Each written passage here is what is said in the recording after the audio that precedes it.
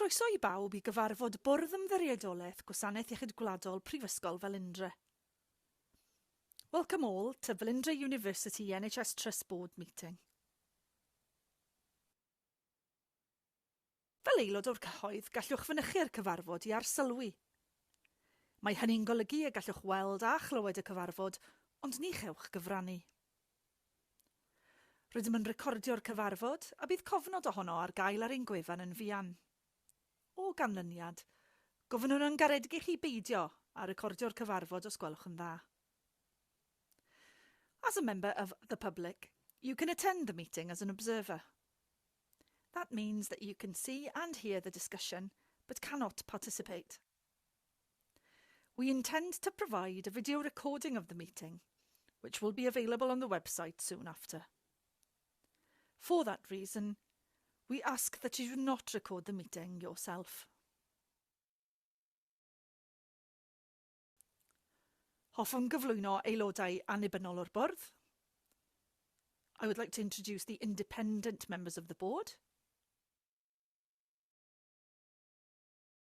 A'r prifweithredwr ac aelodau gweithredol ac anweithredol o'r bwrdd. And the board chief executive, executive and non-executive board members. Hoffwn gyflwyno yn awr gadeirydd y bwrdd, yr athro Donna Mead OBE. I would now like to introduce the chair, Professor Donna Mead OBE.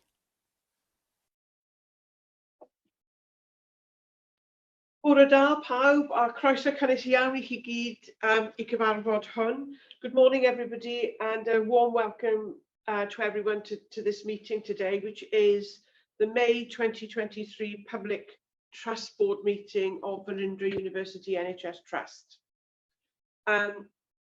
Most of us, almost all of us, are in the room today, which is it's good to see everybody back around the table, but we've got one colleague, Andrew Westwell, who is joining us online. Good morning, Andrew. Can you hear us? Yeah. So Andrew's in Italy this morning. He was in India the last time, and we're looking forward to knowing where he'll be for the meeting after that. So welcome, Andrew. For those of you in the room, just raise your hand if you want to draw my attention to making a contribution to the meeting. And Andrew, if you can either raise your hand electronically, or if you wave, Lauren, or we'll pick you up and call you into the meeting. And as Non has said, the meeting is being recorded and will be available on the website soon after the meeting today. So I could take us to 1.10. I have apologies from Vicky Morris and Hilary Jones, independent members, from Kate February from Audit Wales, and from Emma Rees, Deputy Head of Internal Audit in Shared Services, and David Cogan, our patient representative. Are there any other apologies that I've not been made aware of, please, that anybody knows of? Just that Kath will join us as soon as she can. So Kath O'Brien is joining the meeting. Yes. Okay, thank you. And then in attendance today, I'd like to welcome Amy English from Llais. Amy, can you hear us? Yes, I can, thank you. Okay, so Amy, I think this is your first meeting with us. No, I have sat on a few back early last year, I think it was, in place of Steve. Oh, okay, so you know us quite well then, Amy, but we're very pleased to receive any input from you as the meeting progresses. Looking forward to your contribution. Thank you. And then later in the agenda, we'll be joined by Carl Taylor, our Chief Digital Officer, for the full business case for the Radiology Informatics Systems Programme, RISP.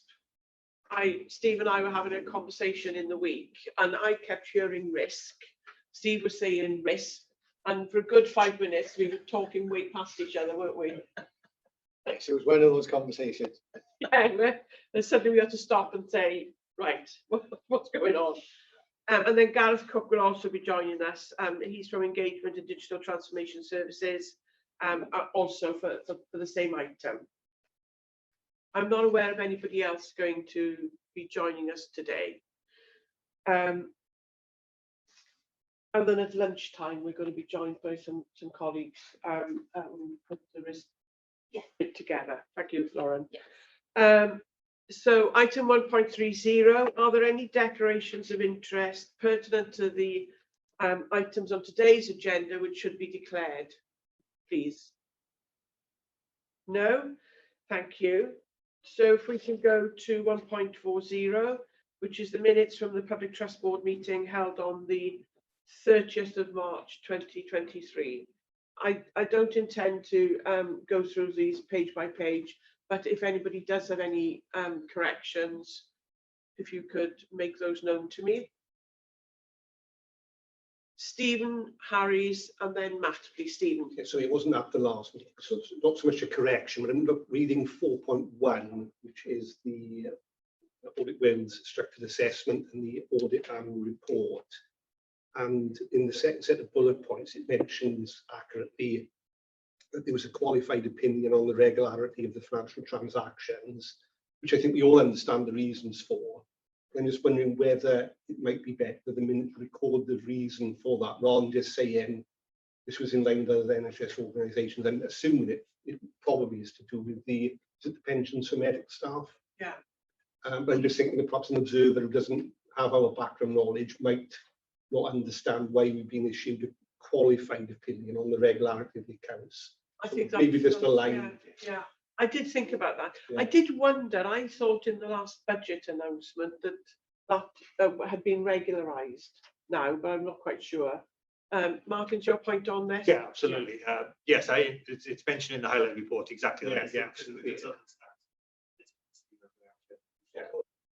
Nevertheless, despite following ministerial direction, we still got qualified accounts, which incidentally England decided to go in a different direction, didn't qualify accounts, but all Welsh bodies which had this issue have had qualified accounts. And Is everybody content that we add that to the minute? Thank you, Stephen. I think that's really helpful. Matt, please. Yeah, so on the financial report section 3.4.0, page 7 and 8 of 671. Under the trust board noted, I did review these, but clearly I didn't spot it says November 22 and November 22. And two of the bullets, which should be January 23, January 23, in terms of the report it's referring to. So which is the contents of the November 22 financial report? Yeah. That needs changing, does it? January 23, and then the last bullet, TCS program financial report should be January. So that's January 23 as well, is it? Oh, apologies for that, Matt. Oh, it's me because I reviewed this. I don't know why I missed it. Sorry. Yes, of course, makes sense. I didn't pick that up either. Thank you, Matt. Are there any other requests for changes? So subject to those one addition and those two amendments, we accept the minutes as a correct and accurate record. Thank you, colleagues. If we can go to 1.5, which is the action log. And the first three items there have been closed. Can I just ask if everybody's content that these items have been closed? Yeah, thank you. And then the one that remains open is the last one, performance management framework, ensure clear narrative in the PMF, the trust board in relation to the potential impact of the implementation of the new cost targets on perceived performance. And of course, we will be discussing this later in the agenda. Kath would be the one that would pick up on this. Anybody want to? We are going to be discussing it in the performance report today. Cost targets versus Royal College of Radiology targets. Lauren. Yeah, so Kath thinks that this is addressed in the narrative in the PMF, which we can talk to at the time. As it says in the update, we're also going to have some time on it in the June development session. Board, yeah. So it wasn't to anticipate that. So we left it open because we didn't want to anticipate that everyone agreed that on the basis of those two things, it could be closed. But I don't know if we want to come back to it potentially after the PMF session today to see if this action could be closed or leave it open to next time. Yeah, perhaps we should, because then we will have had the June development meeting and we'll have been taken through the implications of the new cost targets for our service and for performance. Yeah, okay. But there has been progress on that, so that's good. And that concludes the action log. So before I move on, are there any matters arising from the minutes which haven't been captured in the action log which anybody wishes to raise, please? No?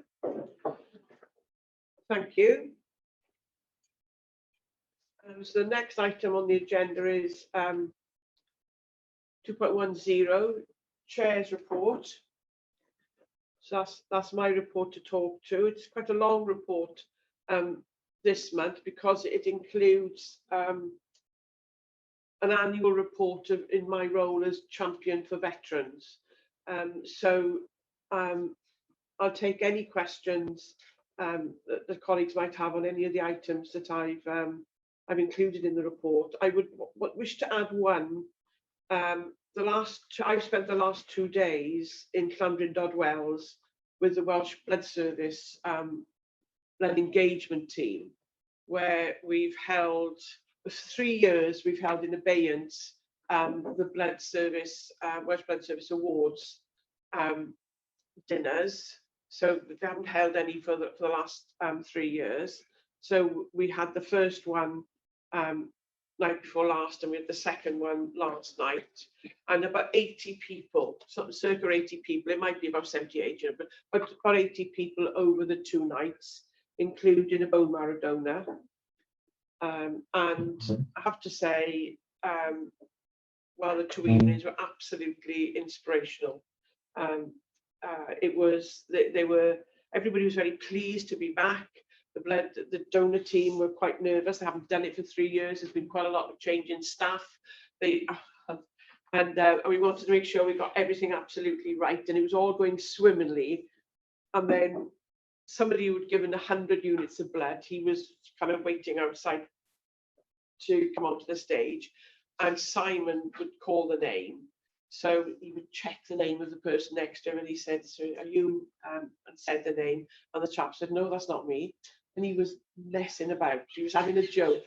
Simon was beside himself. Absolutely beside himself. You got a person here with no certificate. But you all had a good laugh. And it was very professionally done, very professionally done. I was so impressed with the way the blood engagement team mingled and met and talked with everybody. And it just is awe-inspiring. People have given 100 units of blood. For a woman that takes 25 years of constant pitching up, and that's if they don't miss a single time when they're eligible to donate. And for men, it's 20 years. It was amazing, absolutely amazing. But I'll put a bit of a report into my next board report, and I'll put some photographs in there. So that's wonderful. And it's World Blood Cancer Day is coming up, just to mention, and the team have engaged with Rod Gilbert, our patron, and it was confirmed yesterday that that Rod has prepared a statement wearing a World Cancer Day Blood Cancer Day T-shirt, and the purpose of it, and we will have a video clip for next meeting, is to encourage people between 18 and 30 to join the bone marrow registry.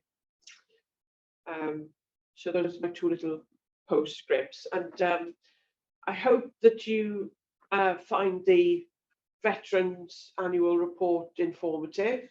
It's been a busy year. We've achieved a huge amount in that time. We have been shortlisted for a gold award for NHS employers and military defence, and we will hear if we've been successful early July.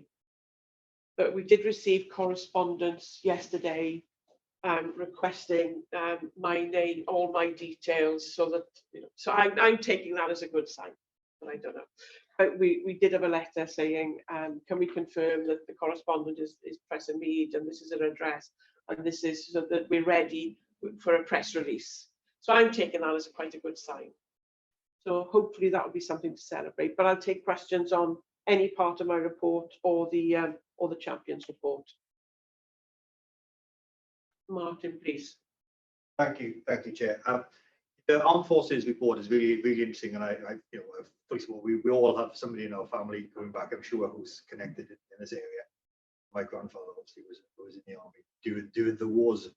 One of the things it says in here about identifying veterans is really important. So we talk about the Welsh Patient Administration System, which is page 24 of the Bible. It says key to provide the appropriate services to identify them. And it says usually that's done at the beginning when they register. However, it's not mandatory, and some people don't. So my concern is that that's a one and done attempt to identify veterans. And if we don't, if they aren't identified at that point, how can we better make sure we are identifying all the veterans in our system, and how can we make sure they get the service they deserve? Well, absolutely good question. So it begins with when somebody in the armed forces leaves the military, there's absolutely no transfer of records from the military to the NHS. And we've tried for years to see if we can't get around that, but there's a sheer wall that prevents that from happening. So when they then return to a GP, it depends if the GP asks them, or if the person self-declares that they're a veteran. And so that's a little bit hit and miss. There is now a form, so rarely will those patients come to us in the first instance for their treatment. They'll have gone to one of the health boards, and there is a field on the patient administration system to ask if they're a veteran. It's not mandatory that it's filled in, but I do know that the health boards are encouraged to fill that in, and then that would be available to us. But given that it isn't routinely completed, we still need to know if we got a veteran patient, because veterans have got very particular needs. As far as the health boards are concerned, the needs are slightly different. So in a health board, it would be that if they've got a condition or an illness, which is as a consequence of their military service, they don't go on a long waiting list. They come to the head of the waiting list. So that doesn't apply to us. That will have taken place in the health boards. But then if you've got a veteran with, for example, PTSD, waiting in a crowded outpatients department, can cause an exacerbation of the PTSD and a breakdown. So we don't want to have a system where we can then say, well, we'll see the veteran first before anybody else. But we might need, and this is what we're looking at, a quiet area where they can wait until their turn comes, and then they can be seen. So those are the kind of special needs that we're talking about, but we need to know who they are, first of all. So Lisa Miller is working with our health boards, Carter and Vale in particular, to try and make sure that if there is a veteran, we get to know about it, and so that they put it on their records, and then we can pick it up. So the system has more than one bite to the cherry. So if it's only that one interaction, it's possible to flag it. Particularly if a patient record was created before they joined the armed forces, then there's no recreation then, is it? So yeah. Well, but they may not go back to the same GP practice, of course. Okay. But I think what we're That's me. That's me. I do apologise. I haven't switched my phone off. I do apologise. This one. No, that's my bag. This is my handbag. Chief Executive doesn't know the difference between a bag and a handbag, so there's a training need identified there. I think, so in my defence, I did spot the difference. So I wonder which one the form was. I do apologise, colleagues. It's a long time since I've done that.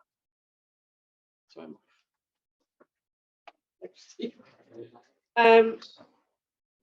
Yeah, but it's something we've been trying to get around. Welsh Government have been trying to get around it for some time. You'd think in this day and age that we would. interestingly, the bulk of Welsh Armed Forces are recruited from the Rhondda Cynon Taf area. But that's not where they tend to return to when they leave the service. By and large, that's not, you know, that's not 100% the case. So they'll be with a different GP practice then. So we'll keep you updated on that. But it's a difficult one. Thank you, Martin. Stephen. So this is my ignorance now, Chair. Obviously, I understand the definition of veterans in terms of British Armed Forces.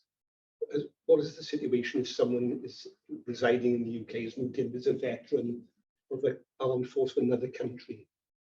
Are they included within this? Because they may have the same issues and challenges. Well, they're not. I don't think they're included in the covenant, apart from the Gurkhas would be, because obviously they count as British relationship. But I don't think they're included in the covenant. But their needs would be the same. Yeah. So that's an interesting point, which, if with your permission, I'll pick up on that. Thank you. I'll pick up on that. Yeah. Because it is about meeting people's needs. And Yeah, it's not- absolutely. yeah. That's what triggered this question of mine. Yeah.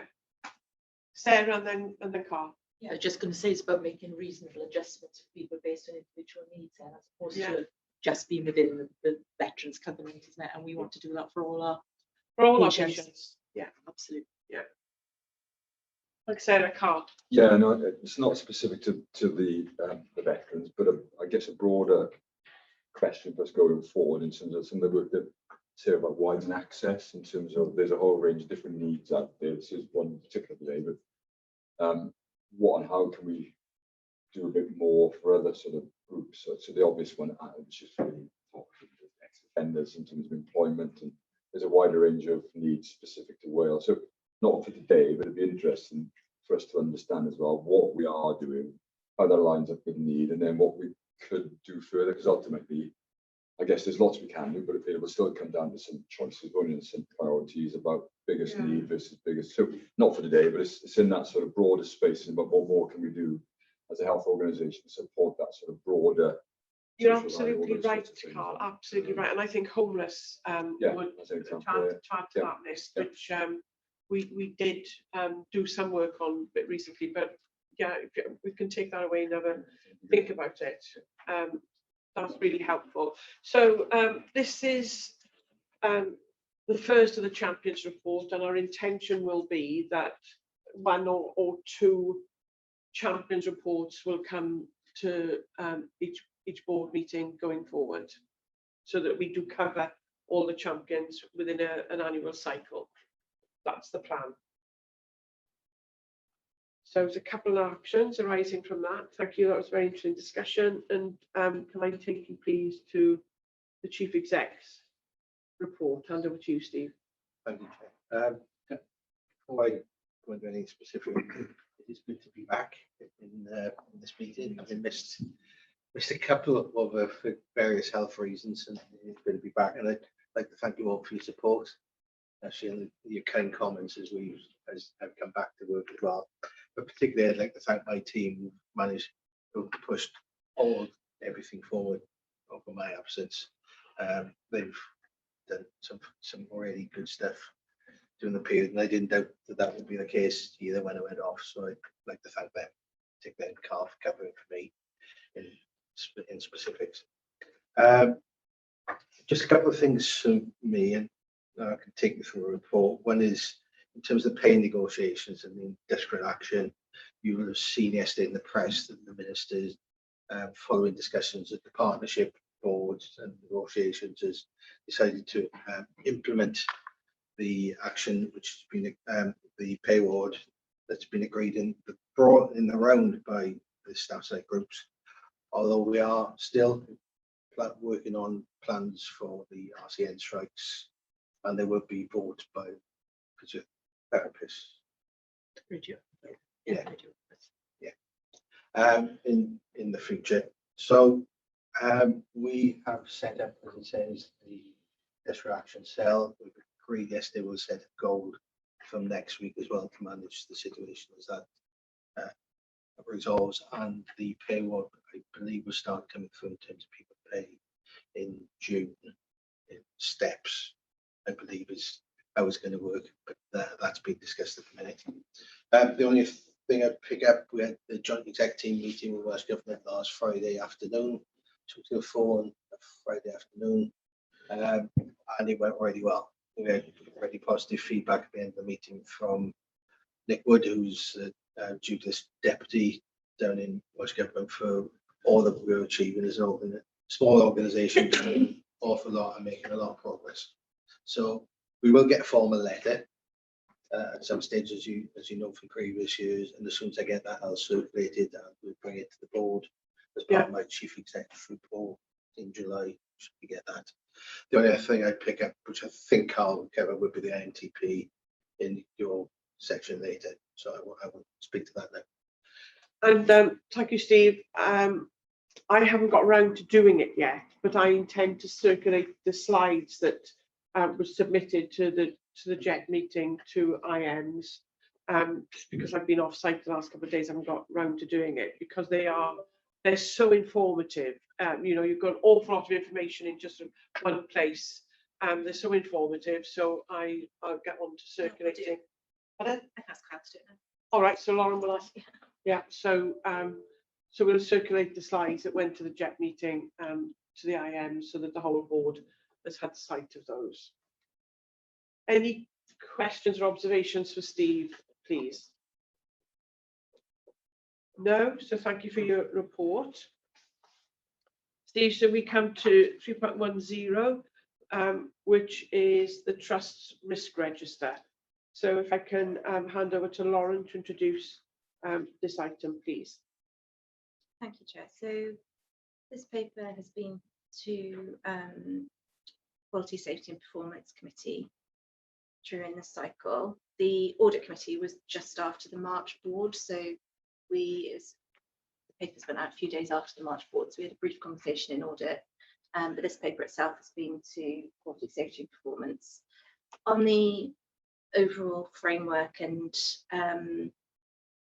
support for staff, the only bit I was going to pull out was the good progress that's been made on the mandatory training for all staff. So as the board will remember, we have gone through a process of training the around 120 people who have staff who have level 2 access, which is basically management level.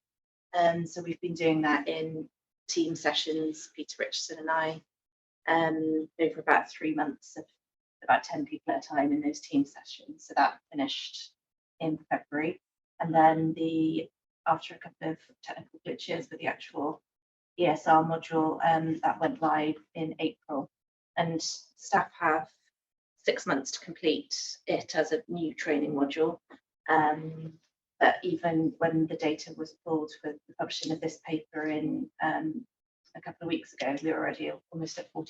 So it's a good uptake so far, and we'll be managing that through the normal management cascade in the organisation, but particularly using that level 2 management cohort as the senior responsibility for risk in the organisation. In Quality, Safety and Performance, there were, as well as just inviting comments generally on the risk register, there'd been a suggestion by the committee that on a rotation basis, a couple of risks are pulled out so that there can be a more in-depth conversation on those up front. So that started this month, and we'll continue that through Quality, Safety and Performance going forwards. So happy to take any questions on the overall approach, and then to open up to risk owners around the table. Any questions? So any questions on the overall approach? Not the individual risks yet. So Gareth, please. Thank you, Chair. I was going to pick up on the training point. Thank you, Lauren. You said that nearly 40% have done the training. How are we going to pick up the remaining 60% that haven't done it? Because clearly it's important that everyone is trained in the risk, the introduction to risk. So on ESR, so if you go into ESR, it's now come up in this mandatory training module.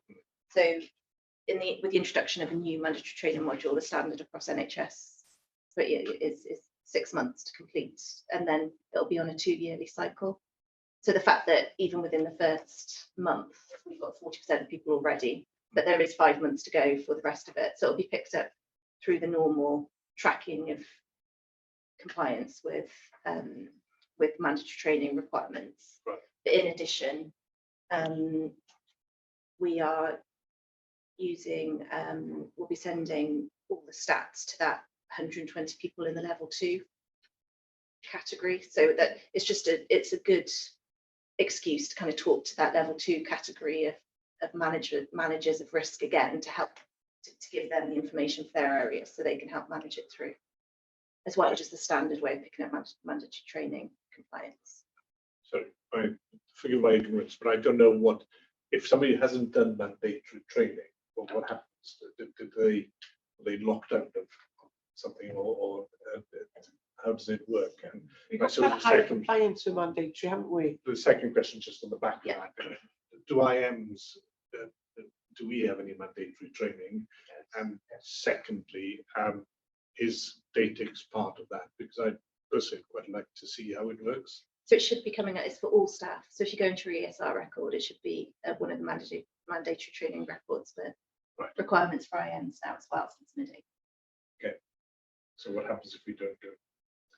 Well, that's where the 85% reporting comes in. And So just in general, in terms of statutory mandatory, obviously the managers get reports in terms of their staff who've achieved compliance, so people are not locked out of anything or stopped from doing anything. However, there's ongoing monitoring of people who haven't achieved compliance. And our PADRs, staff are required to evidence that they have done all of their statutory mandatory training and that they've actually reached their 100% individually, obviously. And so clearly that's where a conversation needs to happen, if not at other times in the year, which of course they should, in terms of individual compliance. The education training team did work quite closely with IMs a little while ago to actually make sure that colleagues were aware of which mandatory and statutory training they needed to complete. So to pick up on that then, I know that Andrew Westphal, you've done quite a few of the statutory mandatory, haven't you, Andrew? Yes, but I don't think I've done this new one. Apologies. So I'll pick up on that. Yeah, I'll pick up at that as an action. Stephen and I recently completed information governance statutory mandatory. So we are picking it up, but I'll take that away as an action for me to make sure the IMs are fully conversant with the requirements. Thank you, Sarah. And it is worth noting, we'll see it in the performance report. I think if we want 100% compliance with statutory mandatory, we're in the high 80s, I think, aren't we? And if I look at some of the other organisations, we are way ahead, way above, which is testament to the people's commitment to getting their statutory mandatory up to date. Martin, I think you had your hand up, yeah. Yeah, I think that we've had this conversation previously about there's no such thing as 100% even for statutory mandatory, there's no turnover of staff, etc. So what's an acceptable number is a question for another day. But I mean, I'm assured that we're in the top quartile. That's really good for Wales. My question, Lauren, was about the sort of 7 levels of assurance, and I see there's a note in the front of this paper which says that at the moment we're sitting at level 1, which means that the action plan for risks need to be strengthened. What's the sort of measures about our ambition of how we progress through the levels? And I understand it isn't a linear line. I understand that. We had a conversation at audit committee about whether individual risks should be on 7 levels of assurance, and we agreed that was rather over the top emotionally. But I think we discussed, I think in the minutes of the audit committee, it says something about we'll do it by topic or do it by sector. Is that something you're looking to develop into the risk register in terms of categorizing the levels of assurance by area rather than just one overall risk registers? So this is the new paper template, and it will be rolled out across other areas. We're just arranging with Nick's support some training. So Emma and I were talking about it in this week, some training for all staff who write papers, and we obviously know the report of those because they were the ones who were picked up through the in-depth in-person training that we've gone through over the last few months. So all of those staff, there was feedback there, rather than just rolling it out, we wanted to they wanted some opportunity to go through the template in a bit more detail and their style guide. So that's been arranged for shortly after half term. So all papers will then, after that training, will be on this template. So my understanding from the conversation in audit committee wasn't on, we're using risk as an example, but then it's widened out in the way Vicky was talking about it. And we haven't picked up on this directly, Nick, but to say that we,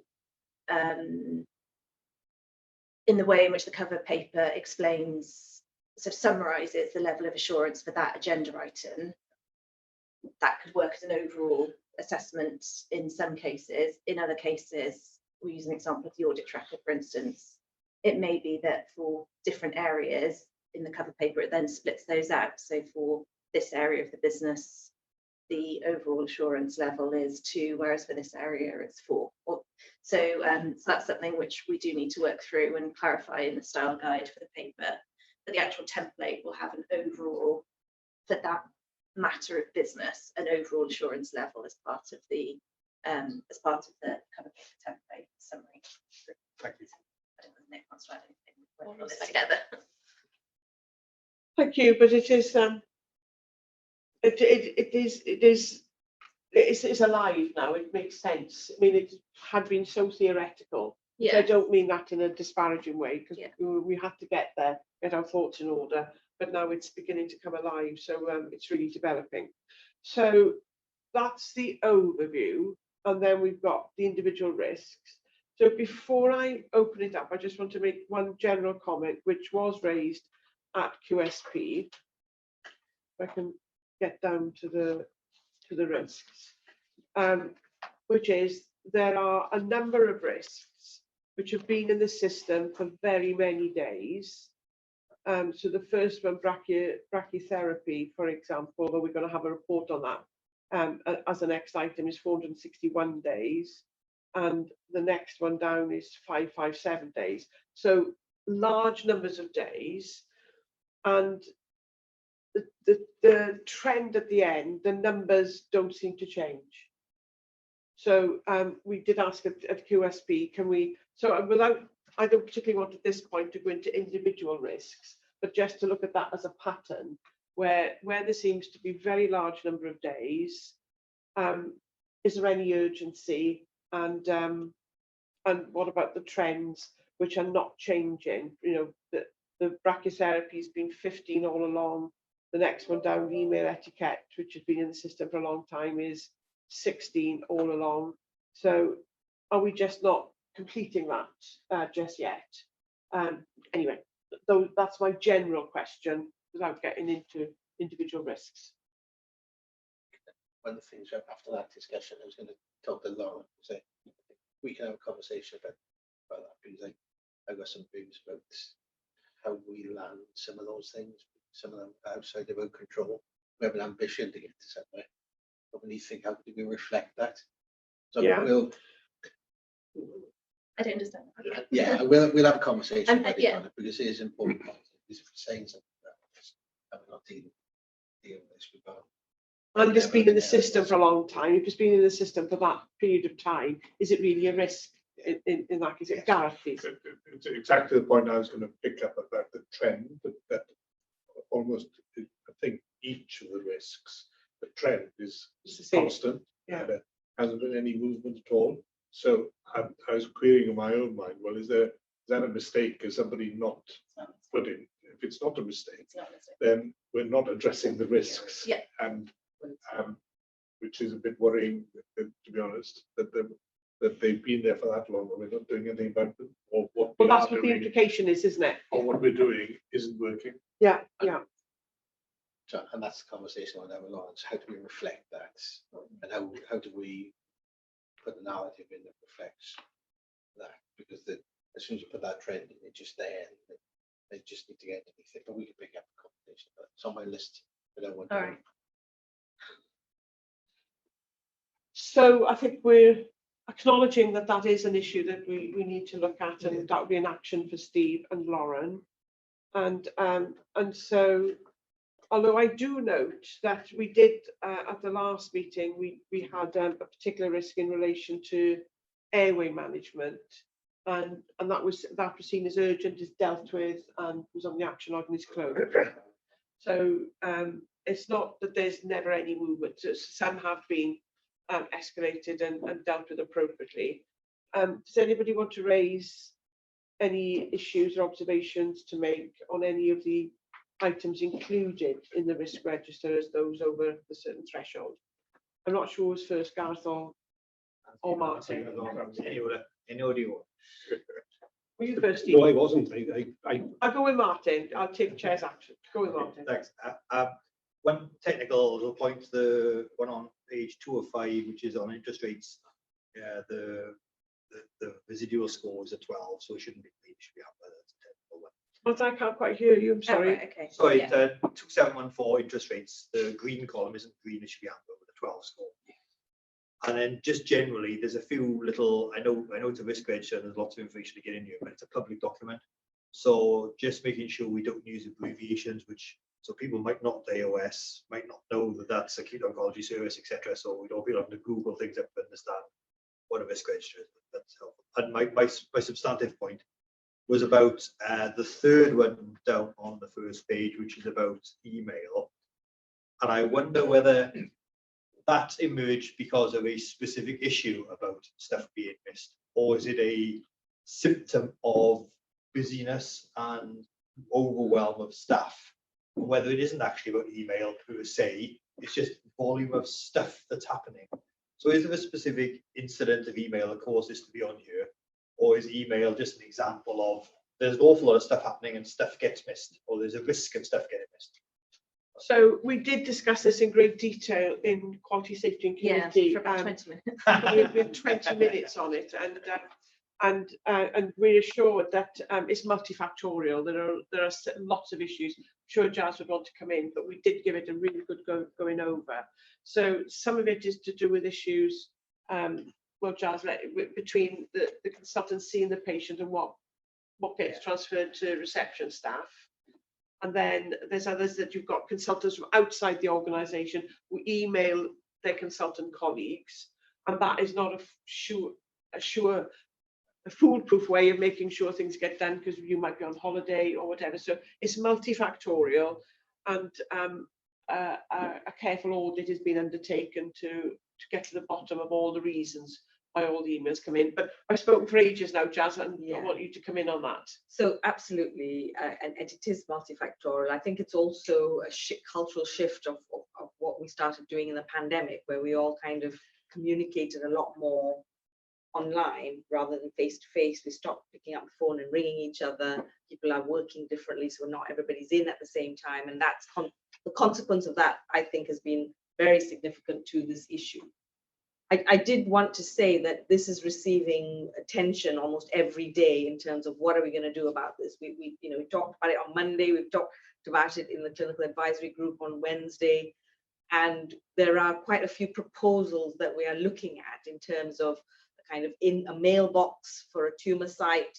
How can we do this differently? It is complex because there are all sorts of different issues that are landing in one place. The reality is we're not sitting in front of our computers all of the time.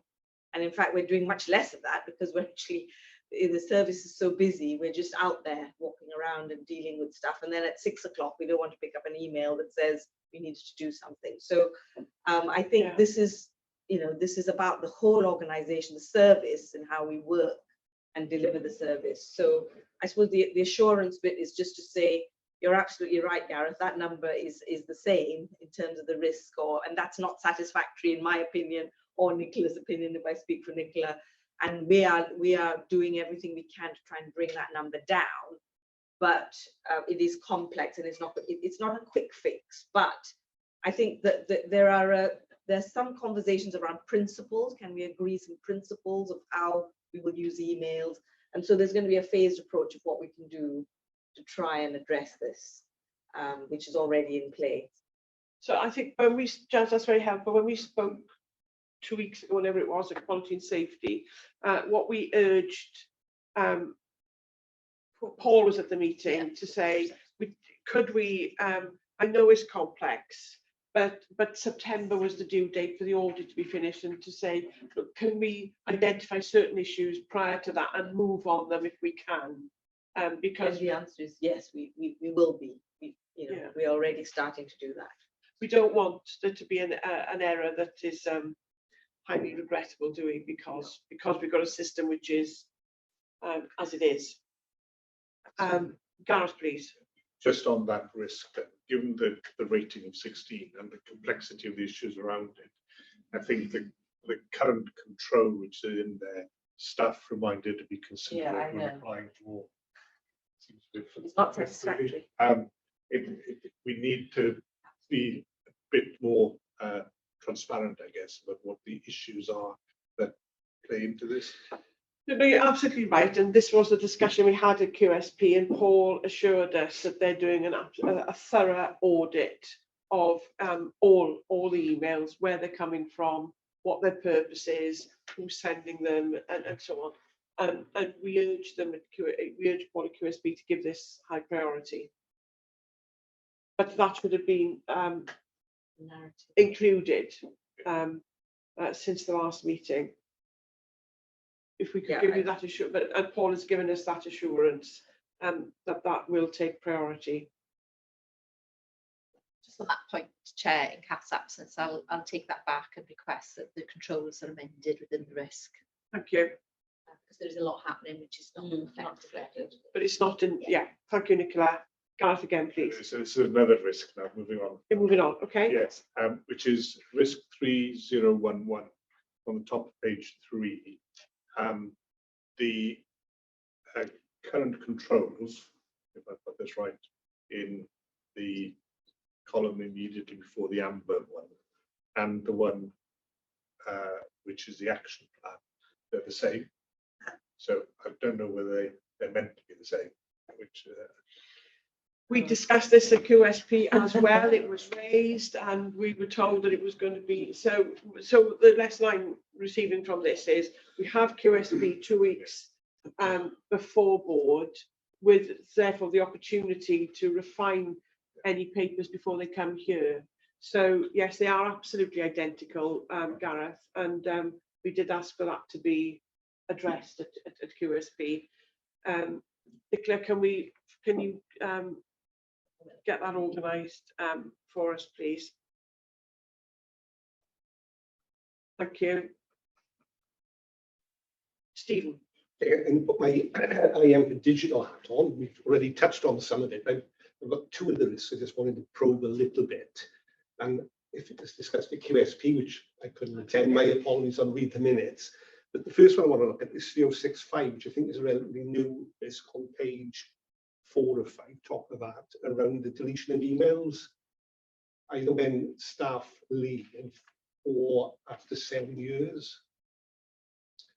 Oh yeah. Yeah, so this might have been discussed, but I'm going to take us back to mid-2018, when I was chairing the Information Governance and Information Committee, which predates many people here, I'm sure. The policy for email deletion came up for renewal and review.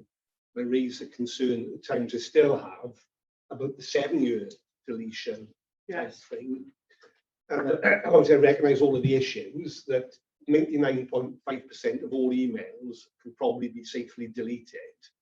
But I still believe there's a very small cohort of emails which might become of critical importance, either in investigations such as COVID, a review looking back how decisions were made. That staffing matter is raised many years after the event, and emails are referred to which have been used before. No, we're obviously not going to change that. At the time I did ask about staff leaving, and was given a different reassurance that email boxes wouldn't be deleted. So it's obviously interesting that they have been deleted, and pleasing we're not now going to be deleting emails or email boxes of staff who've left after just a few months. But then I want to link that back to the discussion we just had around the clinical teams receiving emails, because the bit I'm not clear on myself, my ignorance again, is to what extent those emails might influence their clinical decision making. If they then make a clinical decision based on content of an email, which is either then deleted 7 years later or up until now, if they then left, was deleted 3 months later. Yeah. How is that all, I suppose, how is that circle squared? So clinical audit, research, etc., etc. So I'm not clear then. I suppose my question, which you may have touched on, is if staff use emails as part of the decision-making process, how does that get reflected in the clinical record? So I What do we think do to prevent that? Nicola wants to come in, but I would see this coming under the principles to be agreed. And so where such emails would get sent to, what would be the box they get sent to, Yeah. and therefore be logged and captured. But Nick, you wanted to come in? Yeah, thank you. So clinicians shouldn't be recording No. decisions via email. So I think, you know, there is a risk, and decisions must always be recorded in clinical records. I think from the information we have, it's more of a flagging and an escalation mechanism that clinicians are receiving the clinical emails related to. But the principals will absolutely address this. But I think there is a slight risk of that. But I think clinicians are all very clear where documentation regarding clinical decision making needs to be made. I suppose this is the email might be the catalyst to making a decision. You put the decision in the record, but you may not have got the email that led to that decision. I think we, both Jazz and myself, are very clear. We shouldn't be practicing clinically via emails. So that's the principle, isn't it? That is what the work that we is undertaking, is looking at, because it's been one of the legacies of the pandemic, as Jazz has said. But we have to go back to basics, make sure we're using medical secretaries appropriate and other escalation mechanisms. Yeah. Steve, I can see you want to. Yeah, and it's just like that, and the record should have all the relevant information in it. Yeah. Just leave it in an email. So the email needs to be converted into the record. The narrative needs to go in. It's on the chain. I think it's very clear that the emails and any other form of communication does not substitute for the medical and for the clinical record. Yeah. And that message is being discussed in lots of forums at the moment. Around medical directors table, we did that last Friday, and in fact that was in relation to also to other uses of other platforms like Teams and WhatsApp and whatnot. The clinical record is still the record, and that is where you have to record everything. And so it's making sure that everybody is thinking about that. I think the principles will strengthen our position as a trust to say what is and what isn't acceptable, and remind people of how to use that. You're exactly right, but human nature is such that they might have. I've got a quick idea. I need to send this to Mr. So and so. He needs to see this. Yes. I'll press send, and that person's got it. Oh, that's really important. I know it's happened. Yeah. Is there a mechanism to take that email and put it into the clinical record? So I don't think it should happen, but it does sometimes, and we need to make sure it's recorded. So the answer is yes. I mean, if there's an email exchange that is clinically relevant, that can be cut and pasted into the clinical record. And with Canis, we did that a lot. We had this page called Other, where all this sat. I think the portal it's less easy to translate that, and that's one of the challenges moving forward. There's an underlying issue. It's a also risk. when historically we've been working for. So Stephen's point is really important about sort of if we delete emails as a risk. So people need to have the understanding that they need to be taken out. Important decisions need to be taken out of the email system, put where they should be put, and the filed in SharePoint or whatever, or filing mechanism for organizational decisions or clinical decisions put into clinical files. So it shouldn't be kept in email file. Carl. Yeah, I just a comment on the last bit. I'll come back to Stephen's question about Office 365, just to give you where we're at. I mean, thinking about how we use data going forward around AI, and also we do need, where we can, to get proper structured data.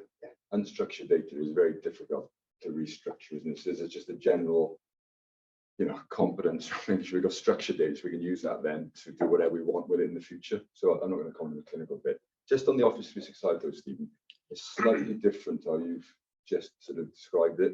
So what's happened really, there's an Office 365, but DHW look after that. There is a policy. We have a small number of leavers every year, don't we, when people leave. Policy says we keep the record, okay? but we stand down the account and it's archived. What's happened in this particular instance is essentially that that record has then been deleted. So Carl James's inbox has gone. Yeah. So what we have then is a problem because we can't access the information that was in that, and that's particularly prevalent when you get things like COVID inquiry or. So just to give you a sense of they're around about, and I've asked for the how many because we know how many people have left. At the minute, we think they are in the tens of people in this organisation. So that's what we're dealing with. So what we can do though is almost reverse the search. So any emails they've sent, obviously we can get hold of them that way. It's a bit clunky. That's the process we are sort of going through right now with DHW, just to get hold of whatever information we can of those people who have left during that period. It's resolved now. The issue has been resolved, so it's back to where we were. So I just wondered if it's not related to your 7-year keeping the email policy, but that's the issue.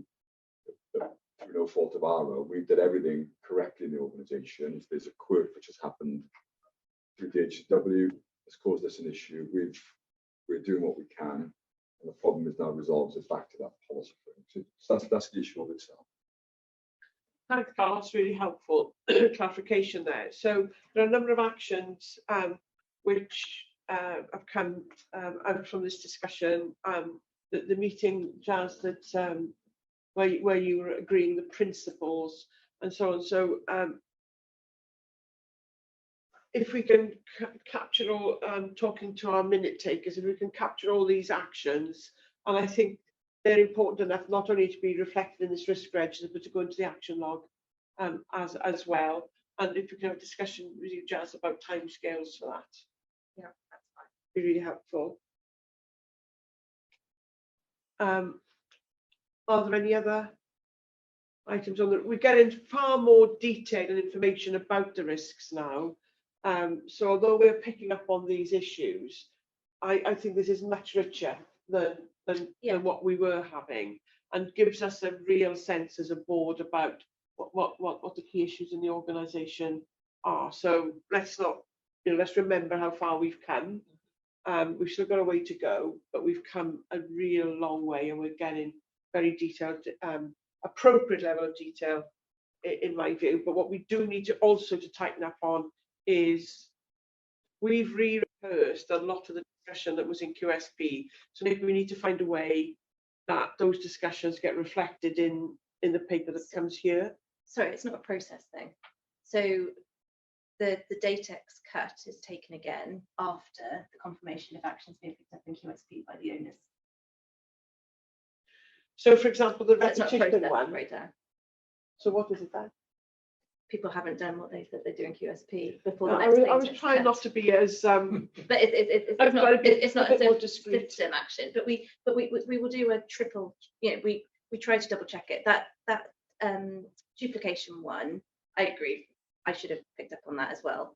But the cut of datex is taken after people have had a chance to respond to the comments in QSP. May I just come in on that point? Please, Nick.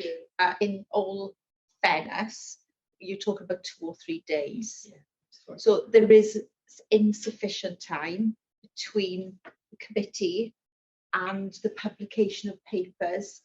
So I think, unless somebody has got capacity immediately after, and amending risks needs a bit of time, it needs thought. It's not just one person going in, it sometimes needs a team discussion. So I think there is a timing issue, and maybe for where we have instances where we've only got a couple of days, that paper can be amended to the board are aware these are the decisions that the committee have made that are now being enacted, so that is explicit. I would be happy that narrative goes in the cover paper, yeah. And then or the other thing we do is reschedule QSP, bring it even further forward, but I know it'll pump into something else then, won't it?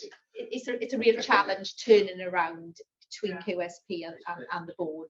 Especially given the level of detailed conversation we have there. We'll end up walking out of there with a lot of action. Try to mop that up in a couple of days.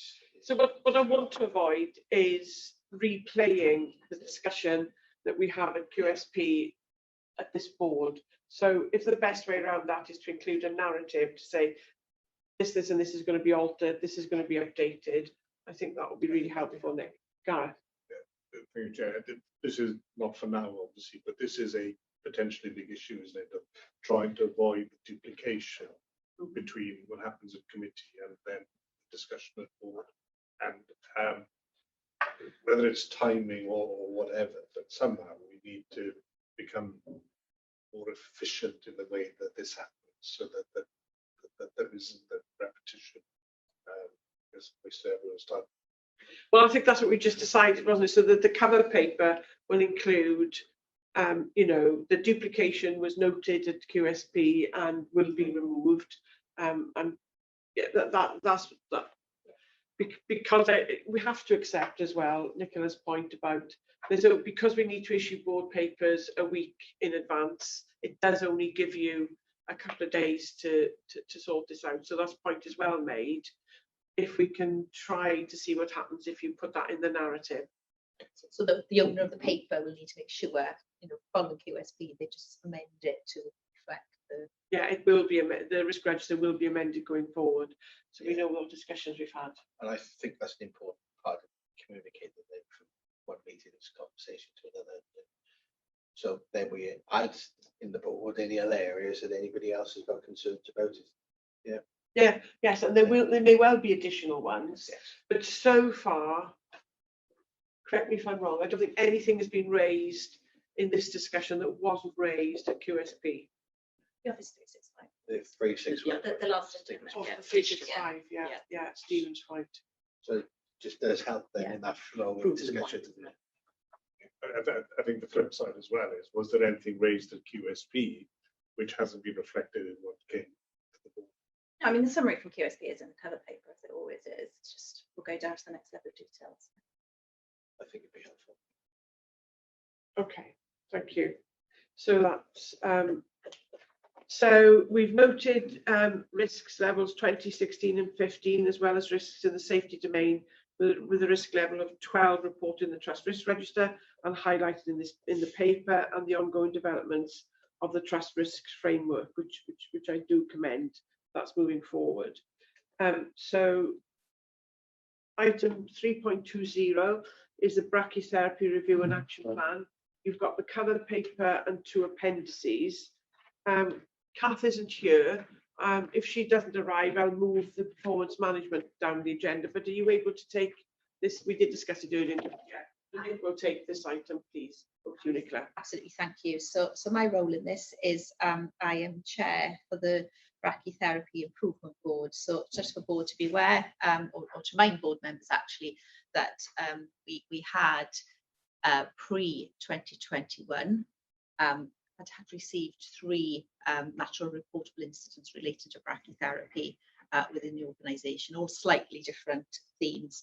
So as a result, we felt it was prudent to set up an improvement group to look at brachytherapy, and I've been chairing that for some time. As part of that, it's really important we get the outside in. So we asked the Clatterbridge, who had the most similar service to ourselves, not identical, and there are some variations, some very important variations between the two, to come in and undertake a peer review, which they did. And I'm really pleased to say that as a result, we've got a very positive now reciprocal peer arrangement between the Clatterbridge and ourselves and our team. Some team members went up there for both gynae and prostate over the last week, and we're really pleased actually to see some of the changes the Clatterbridge had put in place as a result of them coming and learning from Velindre as well. So that's been a really positive outcome, and I think, you know, brachy aside, this is the way we want to be working going forward, is really encouraging this sort of team peer approach across specialist services. So the report, we had a report in July. There were some tweaks made to it because of the variation in services, and we had the final one in September. And the report is attached. It was lots of recommendations because it was a very detailed review, 134 in total. We've been tracking those through the group. 77 are closed. There was a number of 7 strong recommendations, and 5 are completed. 1 is almost completed, and then there's the ultrasound training that we are in active discussions with Health Education Improvement Wales on. So I don't plan to go into any more detail. The plan is being moved through the Brachy board.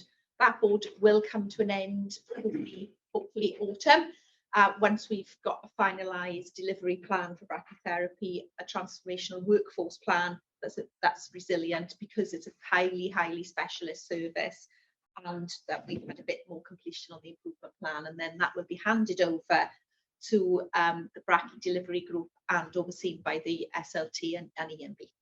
I'll take any questions on that. Thank you, Nicola. First point I would want to make before I hand it over is to commend the team for commissioning an independent review. It's, you know, kind of daunting experience when you invite others to come in and look at your service. So I think the team is to be commended for doing that. I mean, we've waited to have sight of this report for some time, so I'm very pleased that the board is now cited on this issue. And I had just heard previously about the recommendations and so on, but having now read through it in detail, there are a number of areas of good practice which are identified, which is good news. Also, that the Clatterbridge Centre picked up on a number of areas of our practice that they're going to take back into their own centre. And the other point that I've noted is, although there are a lot of recommendations in there, the Clatterbridge team note that very few of them weren't already identified by Velindre staff. So that's always quite reassuring when that happens. But as you say, there's quite a long way to go. But there is an action plan in place, and there is the appropriate infrastructure in place. There will be some resource implications, which no doubt will come through in due course. But those are my opening remarks in relation to this report. I'm looking to see, Martin, please. Martin. Well, Andrew's got his hand up. So Andrew, do Martin come to you second, Andrew, okay? I'd echo everything you just said, Chair. I mean, it's a long and detailed report, which is really helpful.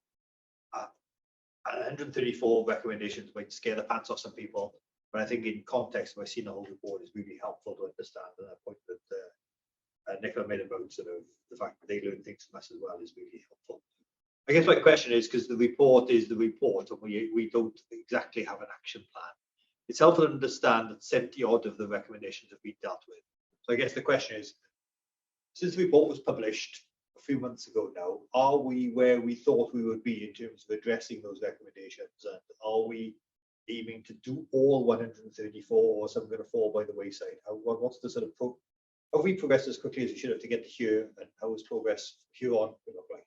So I'm confident that we've addressed the urgent matters and anything aligned with safety. The 134 recommendations contained a number of duplicates. So there has been a theme in and a collecting. So the plan that's attached has got less than 134 in there because of that work. Yes, I would have liked it to have all been completed by now. Of course, I would have. The reality with brachytherapy is it's such highly specialist. Is that, you know, we have to concentrate on service delivery. So there are, and it's required the clinicians, the scientists, the physics staff to really make some significant changes. So, you know, I think due to workforce constraints, we could have been further on with it.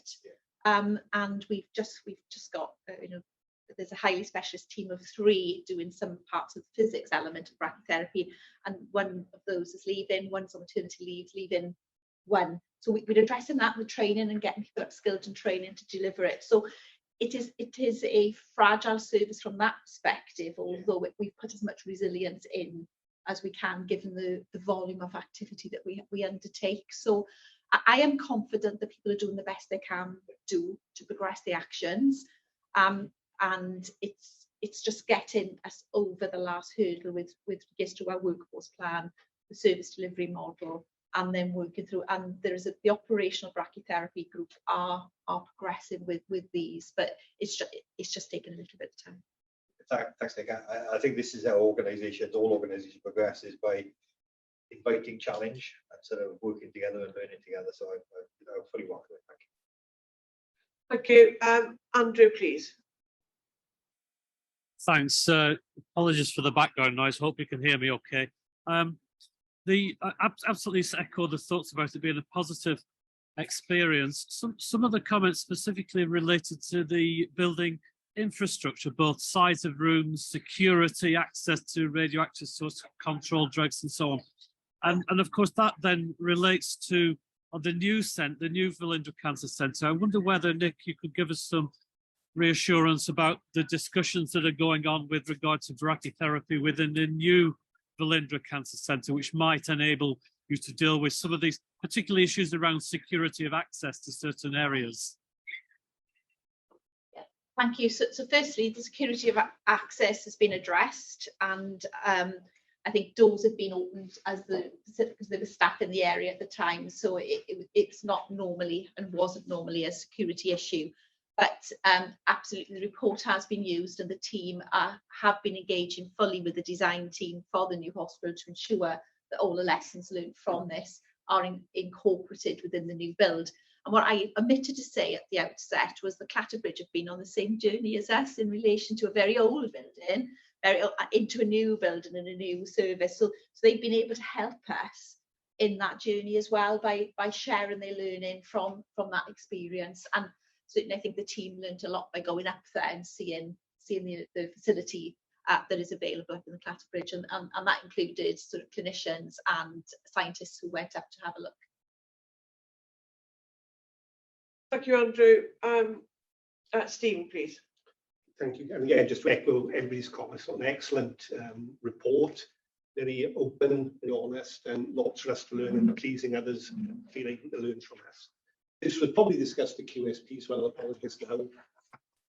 It was the first time we're seeing the full report. Okay, lovely. Yeah. So it's really around recommendation 28, and it's partly related, I suppose, to Andrew's comment. So it's around this observation that there's several repeat manual transcriptions of key patient data, and we all understand each time that's done, it introduces a risk, and it talks about a move to a less or paper-light or a paperless system. In the same way we talk about the accommodation, I'm also conscious, obviously we've done a procurement for new LINACs, this isn't LINACs, but that has treatment planning software with it. So do we know whether our procurement of the LINAC package, treatment planning, they do refer to it as an Electra environment, don't they, at one point in the report?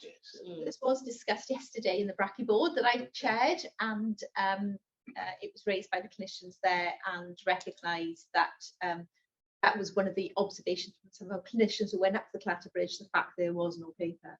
And that is in huge contrast to where we find ourselves, and there was assurance provided that the new system, the new Linux and the system within that will address that issue. Oh, Martin's gone, but anyway, so I'm very pleased to see this report. I'm very pleased, Nick, from our one-to-one discussions, that there's an ongoing relationship between ourselves and the Clatterbridge, which will be mutually beneficial going forward. So I'm sure we're all pleased to note that. So we note the brachytherapy peer review report on the improvement plan. And we note the Quality and Safety Performance Committee, through its redeveloped Quality, Safety and Assurance Tracker, will monitor all outstanding improvement actions through to completion. So this will come back to this board. Now it'll come through QSP going forward. As an exception, in an exception way, yes. Yeah. Unless we know there's further developments as you carry on meeting with colleagues from Clatterbridge. Will the so I've completed that now, so this is not the report. The people that have left the service for reasons you've outlined, will this affect our ability to maintain the prostate and gynae lists?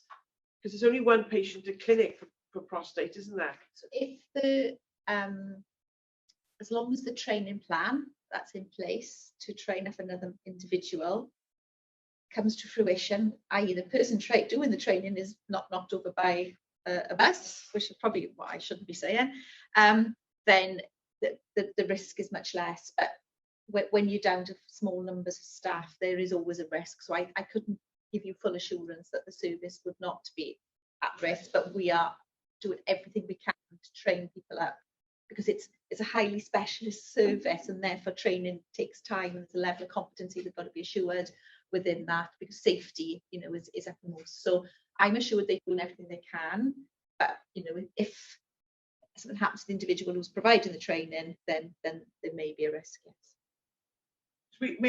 We're the only provider in Wales. Yeah. So do North Wales come down to us, or do they go across? It's commissioned across, yes. That's commissioned across. Okay. The nearest centre to us is Bristol, and we do have somebody from Bristol on our board as a critical friend. Yes. Yeah.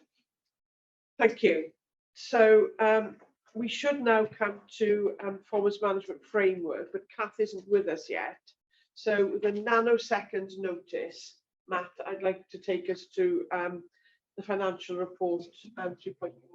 Thanks, Chair. So the report you've got here is the report for the financial year 22-23, final report of the year in March. All the figures, so we go through audit process now. Just to remind people that on the revenue figures that you look at, shared services position are not reflected because they have a direct relationship with Welsh Government in terms of their revenue reporting. But when you go to balance sheet items, such as cash flow, assets, etc., that will reflect the shared services information. Take you to the important information, which is in section 2.1, the key financial targets. As I said, subject to audit, the revenue position was a £64,000 underspend based on the draft accounts. Yeah. Capital spend was within the capital resource limit that Welsh Government funded. So the spend was 27.758 million. I think it was about 2,000 under our resource limit, and we met the public sector payment performance at 95%. Just to point out in that table, bit of an error. There's 2 zeros there in that year-end forecast. Obviously, they should be identical to the actual column, given it's the last month of the year. I'm not quite sure why they've disappeared. And then just to highlight under the revenue position, as you know, as a board, because of the extraordinary non-current income that we benefited from, because bank interest created an additional £800,000 of income that we wouldn't normally get, just because of the way interest rates were and the sizable sums of cash that we have in our bank. Plus the late notification by Welsh Government of funding, November, we were keeping back our current reserves to a certain extent to fund energy, because you knew the energy costs were running at £1 million, if not more. So we were holding back, being prudent, because we weren't sure whether we were going to have to fund them. So that meant we have recurrent reserves we couldn't spend, and therefore we had this non-recurrent £1.5 million. Because of that, we decided as a board to not recharge £1.5 million of costs that we'd normally have done to the charity.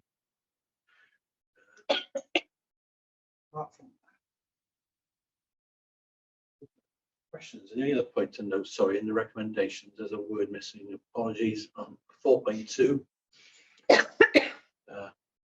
it says in the second line, in particular, the reported break-even position on should be capital word in there.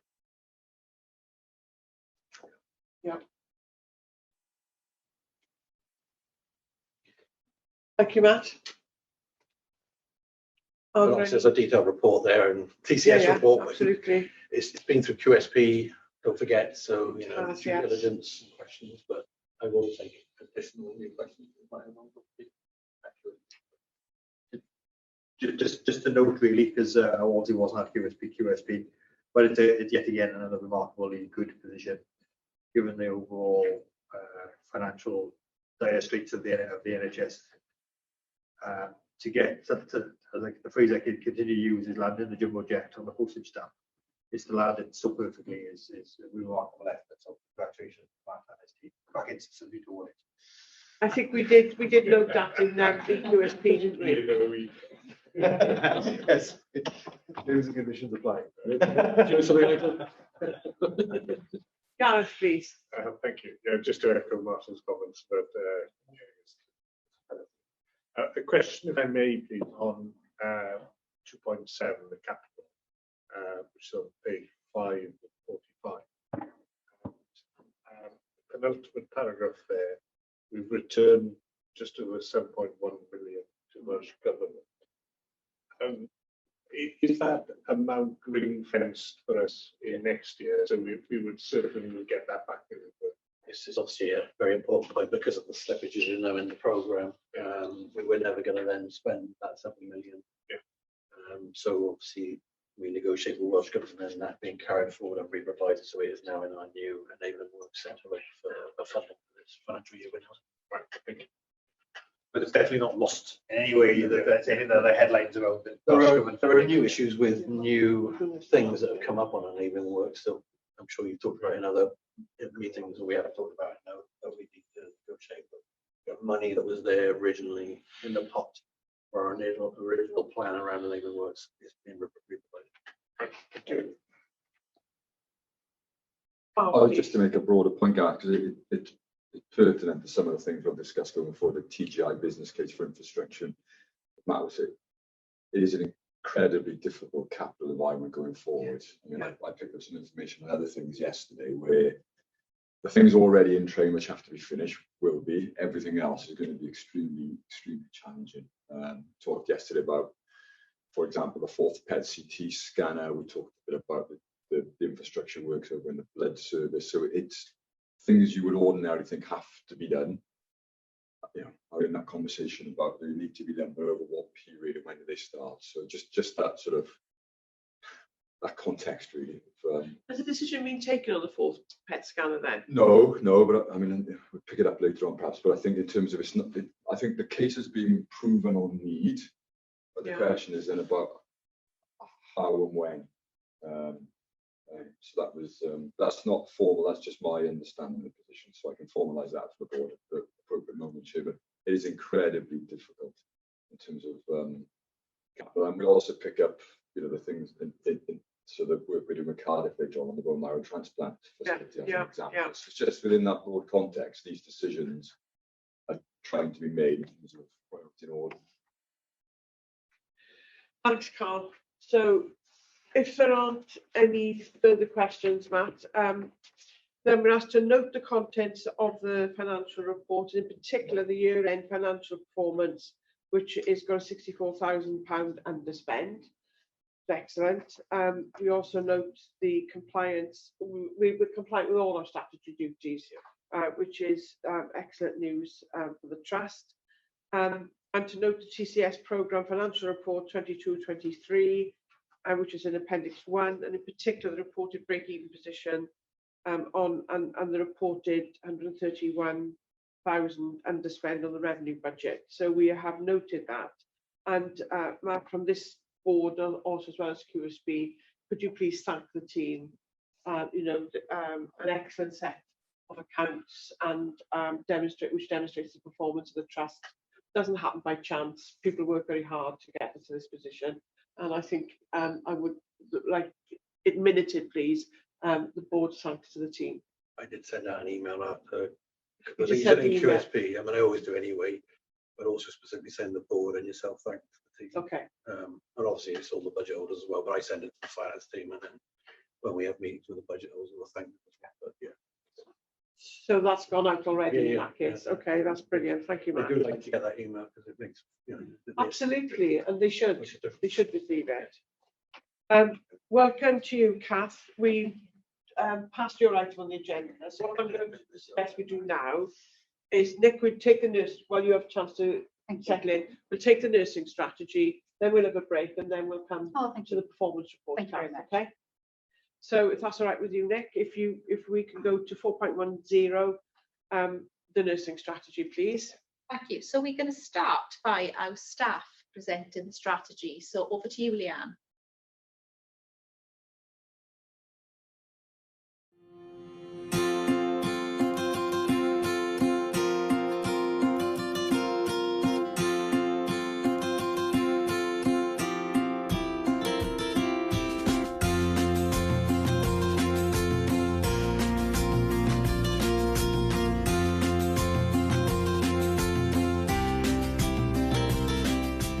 I'm Nicola Williams, Executive Director of Nursing, Allied Health Professions and Health Science at Velindre University Trust. So we haven't had a nursing strategy as a trust and really felt it was important that we set out our vision for nursing and really where is it that we want to see nursing in the next 3 years and how are we going to get there. What we really wanted to do was ensure that this strategy was developed by nurses for nurses. We really didn't want it to be a strategy that would sit on a shelf that wasn't used and wasn't informed by what our nurses really wanted. The nursing strategy has been set by nurses across the whole organisation. Every nurse has had the opportunity to contribute, which is a real positive, and it sets the direction of travel for nursing within the Velindre University NHS Trust. I'm really excited about launching this strategy because it really comes from the heart of nursing. Actually getting to the position of being able to launch the nursing strategy is an amazing achievement to all. I think this is even more improved due to the fact that we can launch the strategy at our first nursing conference, which is something we're all really proud to be able to say. Earlier this year we launched the professional nursing standards for the organisation and they are already very well embedded across how we work. So the standards form a very pivotal part of our strategy. But the strategy goes even further to really say, well, what are our aims and how are we going to get there? We got as many nurses together as we could to think about what our main aims would be, what are our high-level strategic aims, and we put together a list of aims. They were then developed and broken down into 3 particular strategic aims that incorporated all of the issues really that were brought up in those groups. It'll set out the expectation for our patients and donors, what they can expect from us, how they can actually contribute to the future development and our current service by giving us their feedback. And it allows nurses to celebrate really all of the good work that we deliver day in and day out across the organisation. The 3 aims of a strategy are: nurses will actively listen to our patients, the carers and donors, and deliver kind, safe and effective evidence-based care. Nurses will continually develop our knowledge and skills. We will promote psychological safety in our teams to create a workforce fit for the future. Nurses will maximise research, innovation and continual improvement opportunities. Thank you to all of those that have been involved in the nursing strategy, and thank you in anticipation of everyone's hard work going forward to achieve the aims and to make our services the best they can possibly be, with patients and donors at the heart.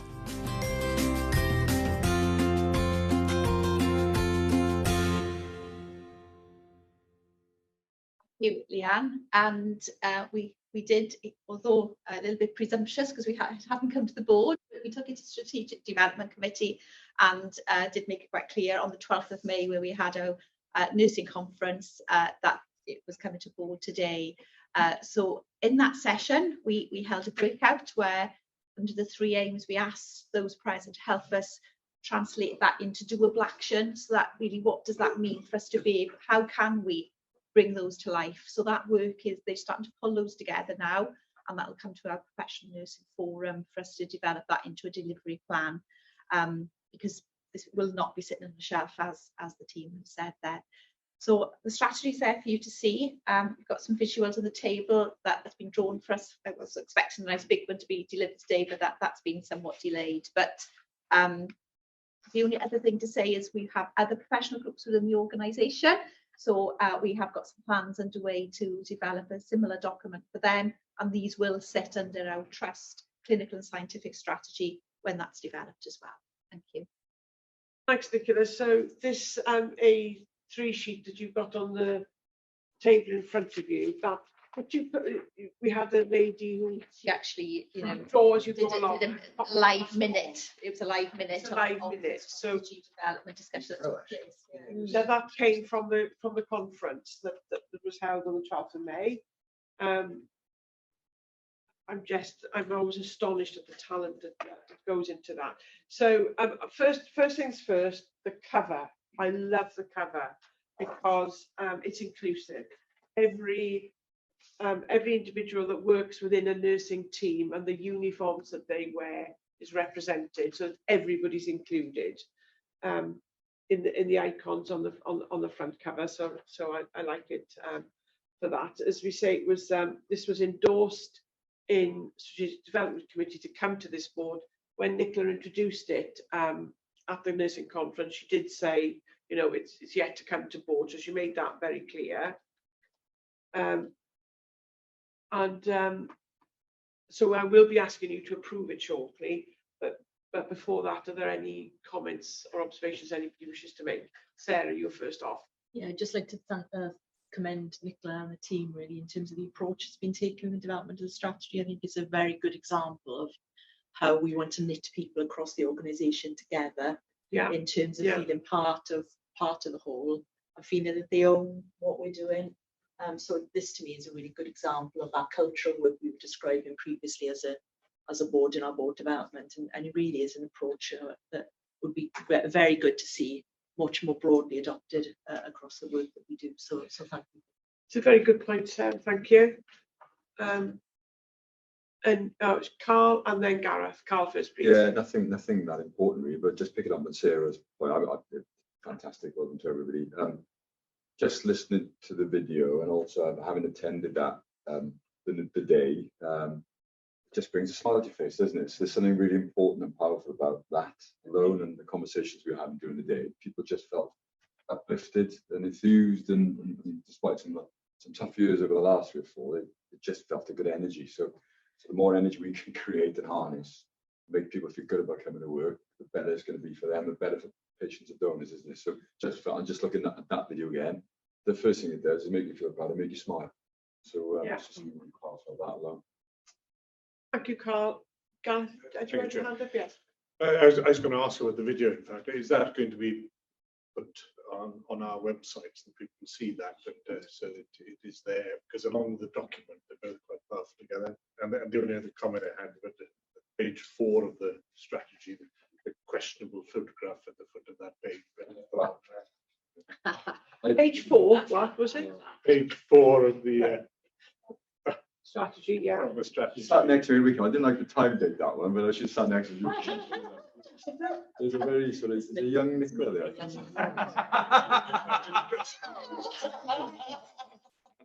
So you're going to punch me, so not punch me. No, I was that. Long ago, Gareth. Just grown my fringe out. So Carl, you wanted to come back in? Yeah, I think he's in enough trouble already. That's right. I've sent for shovels, Carl. They'll be here any minute. I send more serious question really around. So this is really great. Nicola's point about other work. It's just in this overall workforce plan, isn't it? So we've got different parts of everything.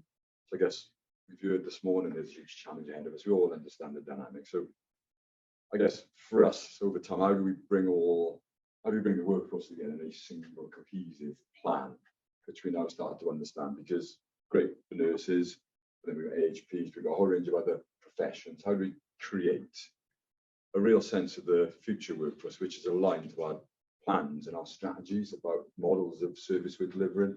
So I think this is one element of it, but I guess it's encouraging all of us to try and accelerate that process to really get to a point where we have a plan which we can all say, yes, that's it now, get behind it, and then there'll be bumps in the road. But I think that'll also be helpful if we at some point brought that back, because there's lots of good work going on, but just needs to land now in the next 3 to 5 years. So.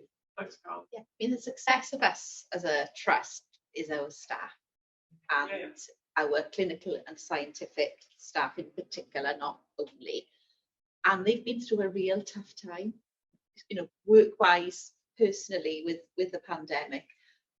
And I think doing things like this, you know, the conference and really getting people involved in doing something and helping to shape their profession and the clinical workforce has really put fire in people's bellies, and you know, the smiles and the interaction, and we could do that at pace across professions. So I've already had discussions with AHP, healthcare science workforce, and you know, we've got a date of September where they started to do that.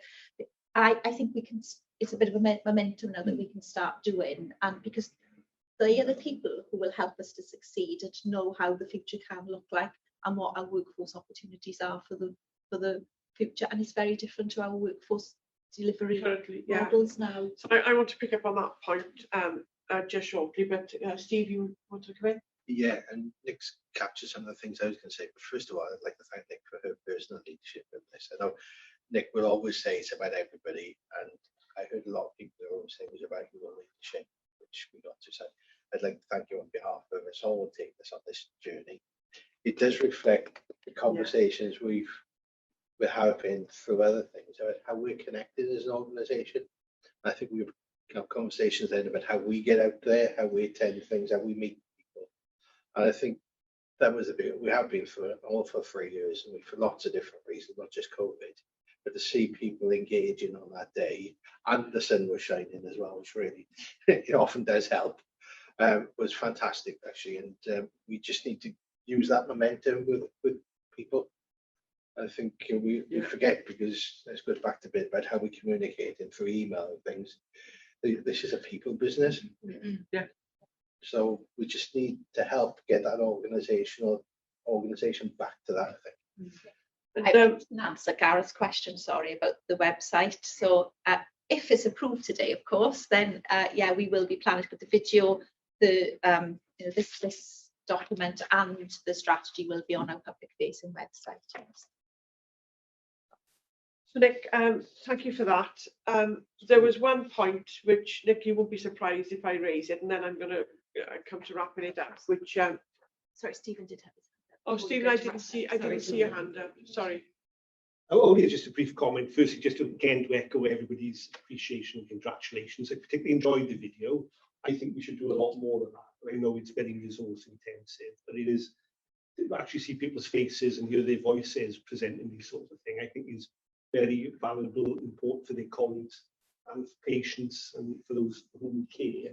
I'm just trying to understand to what extent we're going to be sharing this with patients, carers, donors. It obviously is an internal document, and obviously we'd already have patient engagement, but it seemed to me that there were aspects of this that it would be helpful for patients, carers and donors and their families to understand, obviously as part of the overall picture of how we provide care for them. I think it's a really good question, and I suppose the risk of doing that is not only nurses that are providing a lot of care to that group. So clearly on our website, but I know most of our donors and patients wouldn't be accessing our website necessarily. But we'll have when I go back to Professional Nursing Forum next week, we'll have a discussion around that, Stephen. I think that's a really important point.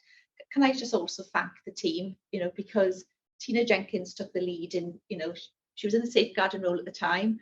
You know, developing a strategy for nursing wasn't anything in her job description, but she grasped the mantle and, you know, just pulled together a really great team. And this was truly done. I had nothing much to do with it. It was really done by our nurses across the whole organisation. So massive thank you to them. So I've got a couple of concluding remarks, but I just want to put out there, Nicola, that you know one of the concerns that I've got. I understand absolutely, because you've told me what's what, that we're going to develop assistant practitioner roles. I understand about, you know, about the recruitment issues and so on, but you know that I'm concerned that that could end up diluting the registered nursing workforce. And we had the annual report of the Safe Staffing Act, didn't we, to last QSP. So Nick, just to ask you if when it comes to future annual reports, you can include in there some kind of analysis about the assistant practitioner to registered nursing workforce.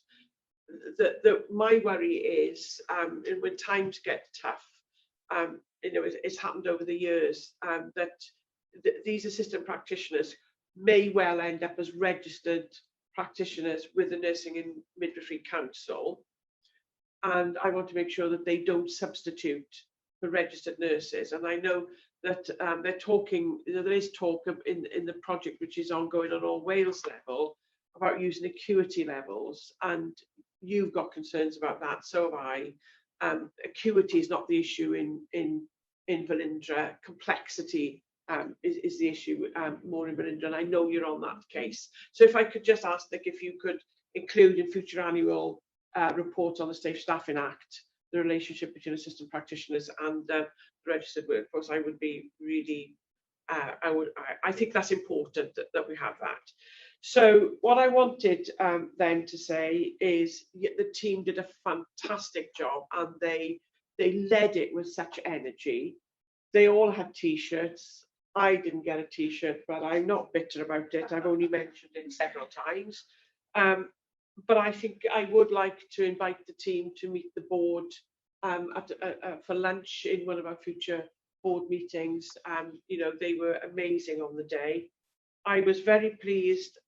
I don't know if I've miscounted this, but at least 5 board members, oh no, if I include you, Nicola, that's 6. 6 board members were there on the day to support that team. I may have got that figure slightly wrong, but it was a good turnout from the board. So thank you to everybody that attended that. And I just want to make one final. There were over 100 nurses, I think, present, weren't there? And somebody was back at the ranch making sure that patient services got delivered as usual. And I think it's important that we thank them too, that, you know, their colleagues came to this amazing day, just to thank those that stayed behind and kept the show on the road. They did have cake, mind. They did have cake, which has become a tradition in Velindre on International Nurses Day, that people get cake.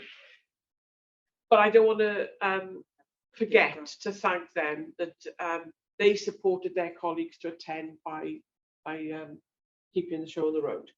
So, board, do we approve the nursing strategy? Show of hands, I think that's everybody. Thank you, Nicola, and I will thank Tina as well. So I propose we now have a 10-minute break, and then we'll come back to the performance report at that point. So 10-minute break, everybody, till just before 12 o'clock.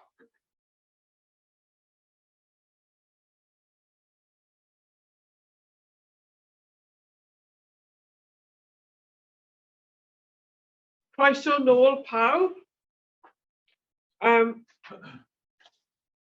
We're now going to go back to item 3.30 on the agenda, which is the Performance Management Framework Report, which Kath O'Brien is going to lead. Kath, over to you.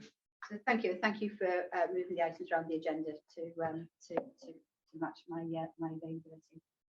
So you've got the performance report in front of you, and I think I'd like to open up by just paying tribute to the staff who continue to deliver such a solid performance against the setting of competing priorities within the business, in terms of both delivering the business as usual and also the change agenda that we're delivering in both of the divisions, and also the increasing complexity in care, and the variation in demand in particular that we're seeing within the cancer centre. So I'm going to take the cancer centre first, and to just highlight the fact that across a broad range of metrics, our performance targets have all been met. We're going to talk about radiotherapy waiting times in a second. I'll cover that off separately.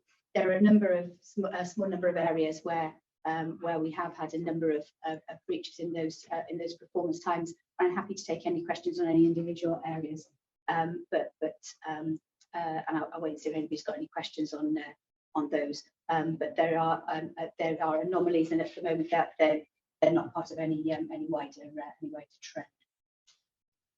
So in terms of the radiotherapy performance, you'll notice that this is the first board meeting within which we're reporting against the new targets that we're now required to report against from January.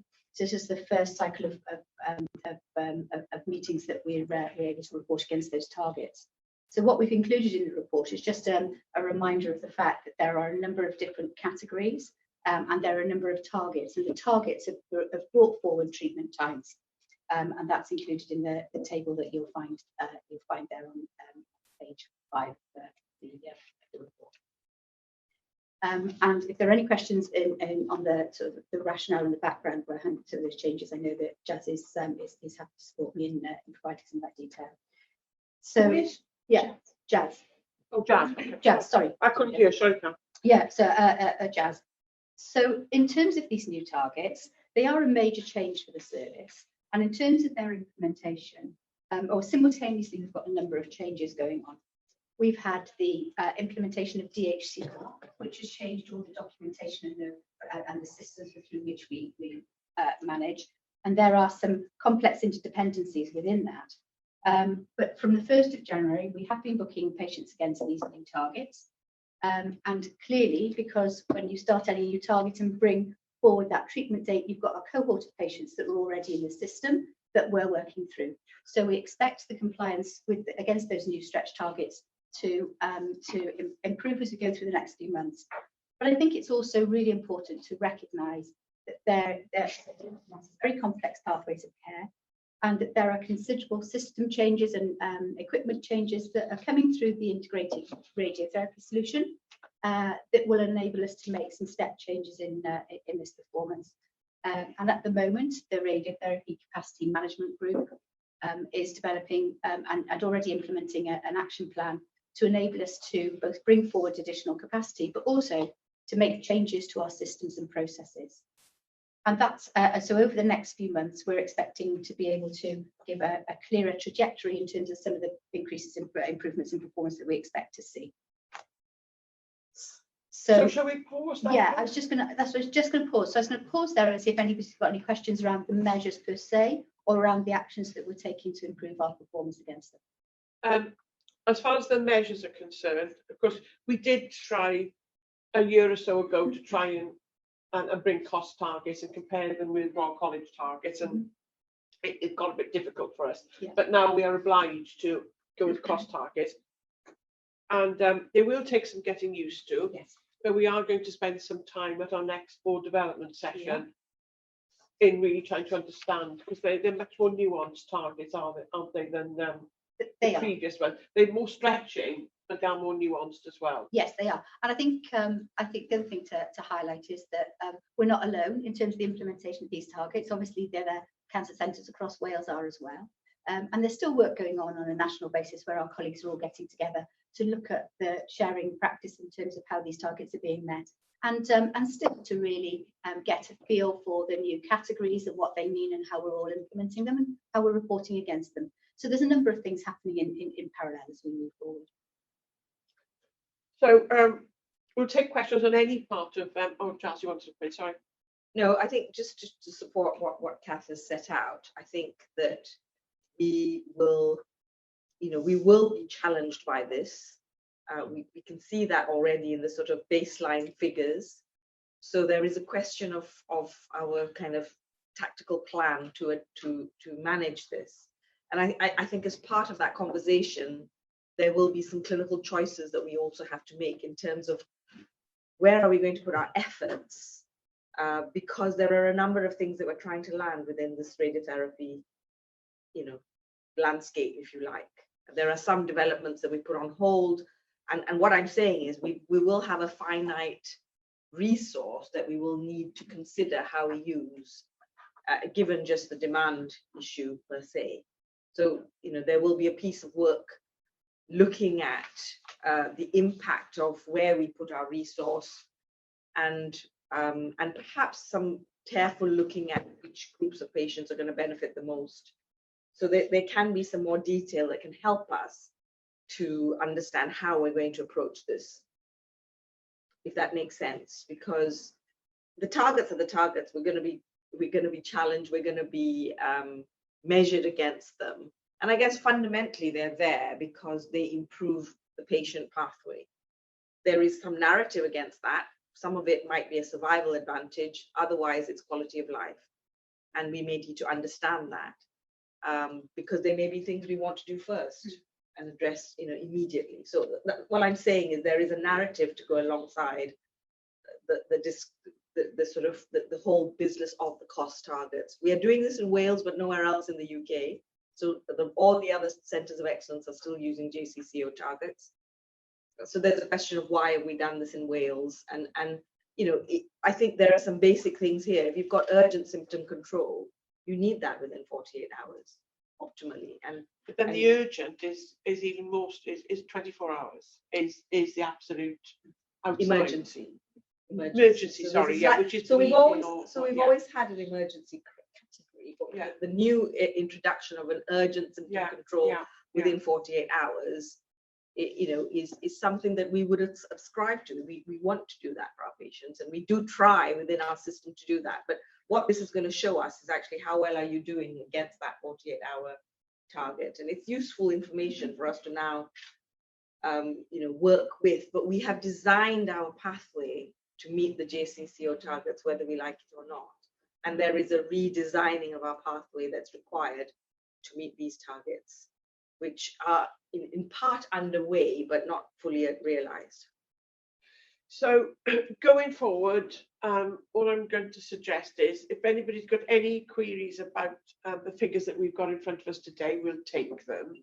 But to be mindful that we are going to have a full board development session in which we will go through what the targets are, what they mean going forward, and how they different from the Royal College targets. So we have a full board development session on that, and no doubt in due course, Jazz, you will bring forward the results of that work about the new care pathway when that's arrived at. So I suppose what I am saying is we could get into a lot of discussion around what things mean, but I would prefer we put that on hold, and we'll have the detailed discussion in board development next month.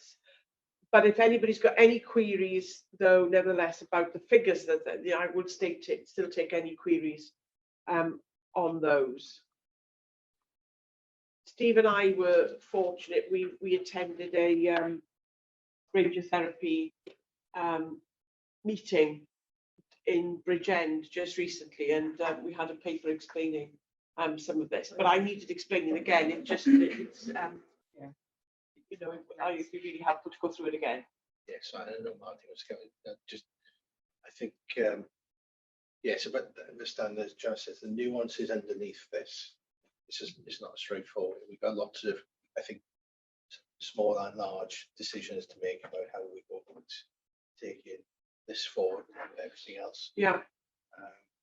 Bear in mind, I think having that, this report, having the JCCO in the background, just so we know we're not where we are against that, is helpful in the short term, but won't help us in the long term. It won't help us in the long term because we'll just keep looking back. It just gives us and the ability to give people some assurance that actually we're improving against that and not stepping back. So yeah, I'm not sure how long we can keep. And we need to be careful that we don't, because we're comparing two targets, that we don't think that there's been a drop in performance. It's unlikely that there'll be a drop in performance. It might be that we're not meeting the new targets. That doesn't necessarily mean a drop in performance. Yes. So we need to keep that in mind as well, don't we?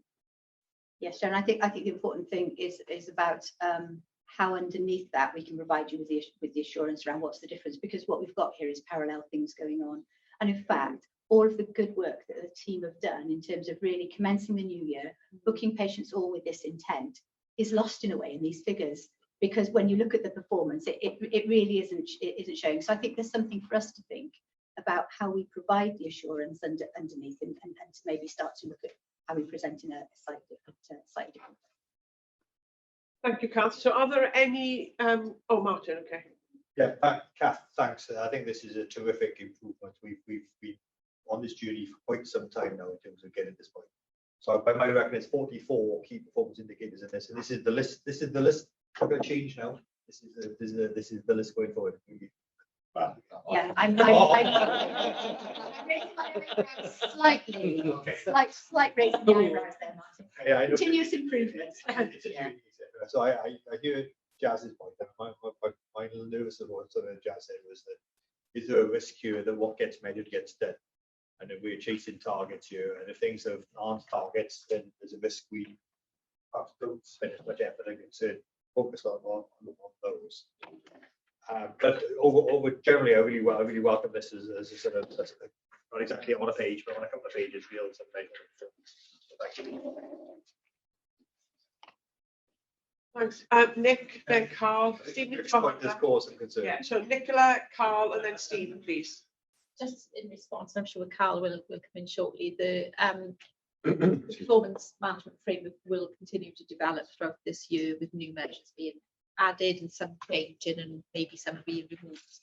And some of that is predicated by the work we do in line with quality, and the integrated quality and safety established is really looking at what are the important measures aligned with safety, harm, outcomes, experience and quality. We're still in the process of looking at those. We're going to come up with some initial phase 1 priorities that will include mortality and probably 3 different measures under mortality. Proms where we are currently collecting with a plan through the value-based healthcare work.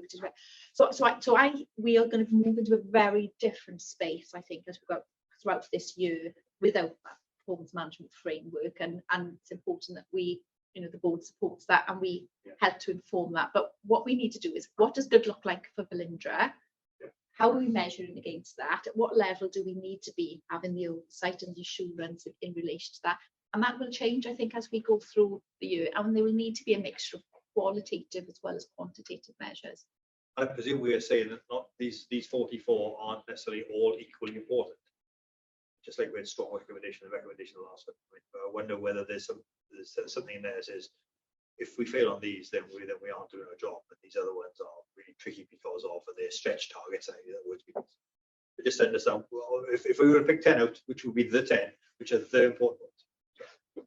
I just add to that. I know we want to talk about performances. Just one thing, just to add to what Nick said. So then the end of phase 1 will essentially be in July. He picks up some of the themes this morning, whereby the board will be receiving in July about 20 odd measures. Yeah, and then below that, QSP will get the 48, and below that, we're EM getting 100 odd.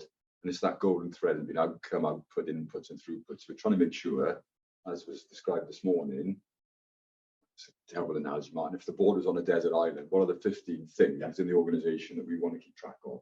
And they're not all about service performance. They'll also pick up carbon. It'll also pick up things like equality and diversity. So all those broader organisational issues, which are of equal importance, but sometimes get sort of. Then the second phase we'll pick up is Nick's point, bringing in far more quality measures, automation, BI analytics. So we're making so phase 1 will end in July, then we're on to Nick's described. So I'll pause it because I know this is about the actual performance. So just to trail that in advance. Thanks, Carl. Stephen?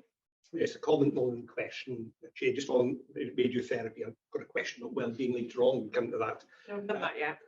Yeah, so again, I wasn't able to attend QSP, but some of you know I sent an email into QSP. Yeah, you did. Around radiotherapy performance reporting and radiotherapy performance, recognising sort of the subtle difference between the two. And just to, I suppose, make the board aware, as I make QSP aware, I did spend over an hour with Kath and Rachel going through the process of trying to produce the performance reports. The main objective actually being to understand that is obviously important, but fundamentally we all understand it's about delivering the care and what safeguards were in place, given the lack of reporting, to make sure patients weren't coming to harm, they were being treated in a timely and appropriate manner. So I took considerable reassurance from Kath and Rachel during a very detailed 1 hour plus conversation, perhaps too much detail. I couldn't help myself. So I want to thank you for that as well. Very useful for me, but I just wanted to share that with the board, that we have had that conversation around the safeguards for patients in all of this behind the performance reporting mechanisms. Thank you, Stephen. And we did make reference to your email at QSP, and I read a certain section of it out at QSP. So thank you for that. So before we move on, any questions about BCC performance, other than what we've heard? And we're looking forward to session next month. Kath, the board development. Yes, and can I just add that, and then not in the same session, but then as soon after as we can, I think we're going to plan to have a session on the integrated radiotherapy solution, where we're getting with that and how that potentiates everything for the future. But due to some leave of various individuals, we can't arrange that then. But we will follow through with that, because that's an important part of the picture as well. It is, but if we can get our heads around what the target is, what the data tells us, and so on. If we can get our heads around that first, I think that would be very important, very useful to us. So if I could take you to 2.2, please, in the cover report, please, and that's the Welsh Blood Service. That's Welsh Blood Service. So again, really strong performance from the team in Welsh Blood Service. Just two particular areas to draw to your attention in terms of some of our testing. Our red cell immune hematology laboratory, we've recruited new staff, additional staff to cope with the additional capacity that's running through that laboratory. So again, they are prioritising, I can't get my words out today, they are prioritising their work between the time critical testing and the testing that isn't so time critical. So you'll see that for the reference serology and anti-D quantification, we are below target, but I would just like to give you an assurance that there is no patient impact in terms of not meeting that target. Obviously, it's best practice, but that work is prioritised to make sure it meets all clinical need. And then just to highlight our perennial problem really around platelets. The stock levels of platelets and their short shelf life and the variation in practice exercises us no end in terms of trying to make sure that we keep that right balance between platelets that we produce as the byproduct of whole blood collection and the ones that we produce from apheresis. It's been a perennial issue and we've looked at it a number of times and we've made some changes, but we have got a working group looking at it again, working in collaboration with the Blood Health Plan National Oversight Group, so we can work with the hospitals to look at how we manage some of their variation and bringing some of our production together. So clearly we'll keep you informed of that. It's one of those things, it's sort of a bit like painting the Forth Bridge. We keep working at it and we keep working at it. But we've also highlighted it at a European level now with our colleagues to see how we can learn from what other places that of a similar size are doing. So just to let you know that that is. Probably must have been even worse when the shelf life was less than it is 5 days, now. yeah. I have to say, Andrew, donor engagement. What's Andrew's second? Andrew Harris explained this very well yesterday and the day before to our blood donor awards recipients as to explaining to them why they want to come every 3 weeks to give platelets, and sometimes we say no, we don't need you just yet, and he explained that very well. Yeah, it is a dark art, isn't it? The whole stock planning and the blood services, as we all know. So just to let you know, we've got a continued focus on that platelet. So, are there any queries or observations that anybody wants to make about Welsh Blood Service performance, the CAF? If not, if I could take us to workforce and workplace. Chair, I just got a couple of points to make in addition to what people will see in the paper. So first of all, in terms of particularly around absence levels, so we've got a slightly more up-to-date figure. So we're showing now 6.09% in the year to April. So we are seeing slight improvement in that level, which is good. And the breakdown there between long-term and short-term. So short-term absence within that 6.09 is 1.99%, and long-term is 4.1%. So we can see that that's actually the breakdown of short-term and long-term. And Andrew was particularly asking about that last time. What this is showing, of course, is that whilst we might say, well, that there's a slight improvement there, what we need to do is to continue our work around the wellbeing agenda. And clearly, colleagues can see through a number of papers in the meeting today that there's a huge facet of work that we do and we're continuing to do.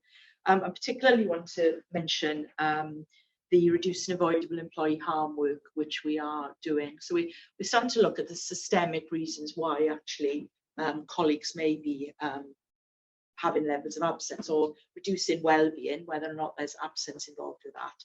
And one of the things that's been looked at on an all-Wales basis is the way in which workforce policies impact on people and the way that we utilise the policies and we implement policies. So what we're looking at are ways in which the employee relations cases that people actually are party to impact on their well-being, the well-being of the teams around them, and actually beyond that, the well-being of their families, which we don't capture obviously in our data. And just to interrupt, but we had a very good session on that in QSP, didn't we? Yes. With a very powerful video that we looked at, and for me it was an eye-opener in terms of some of our policies and procedures, which in all good faith, we across the whole country, we've put in place to protect the organisation, to protect the employee, etc., etc. But nevertheless, having quite significant impact on individuals. It was a very powerful session.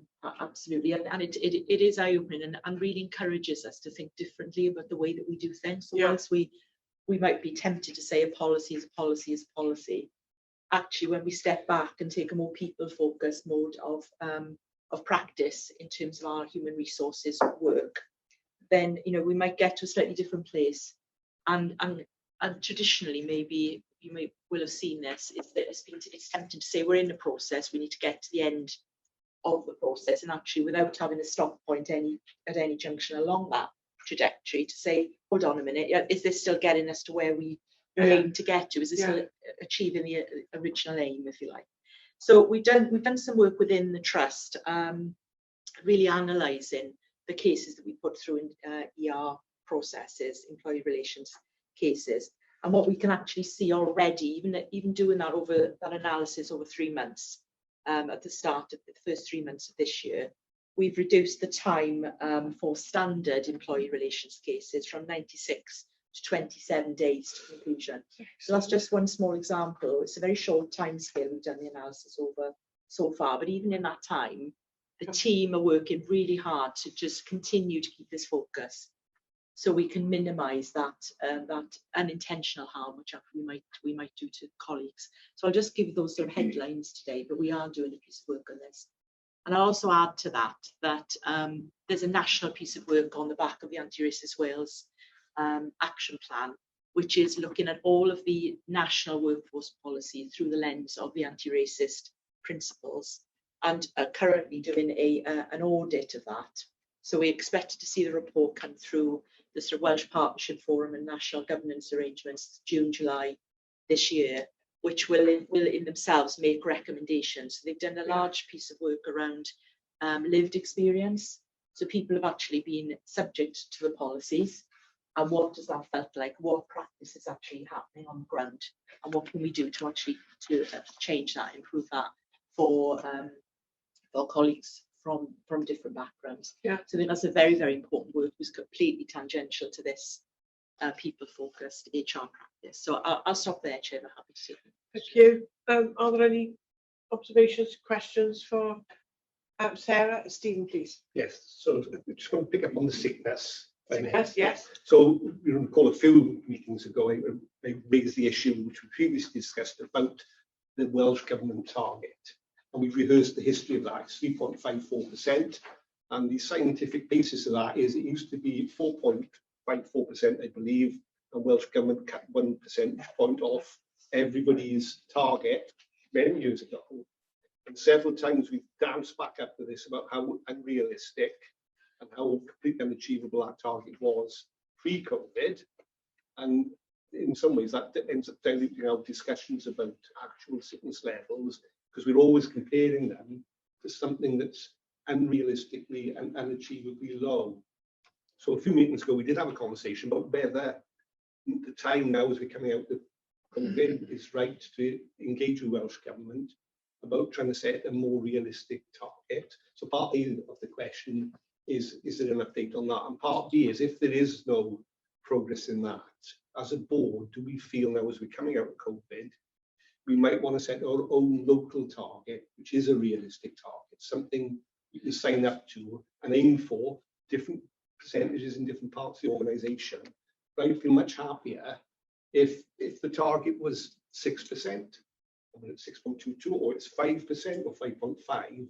I think we could have a much more meaningful discussion about managing sickness. Now, I say all of that by concluding by recognising the huge effort team putting it in the background. We've rehearsed all of that as well, but the many different schemes and processes in place to make sure we're looking after staff well-being, but we are dealing with sickness in an appropriate way. So I acknowledge all of that's going on.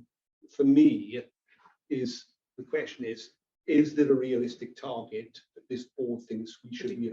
So you've got two questions. I'll call you in, Stephen, with two questions. One, any movement on Welsh Government side of things, and then secondly, what do we think as a board that the current target that we're using, whether that's fit for purpose. Yeah. So those are the two questions. So, Steve. I'm just going to pick up on the second one. Sarah can talk about the overall Welsh Government discussion about targets.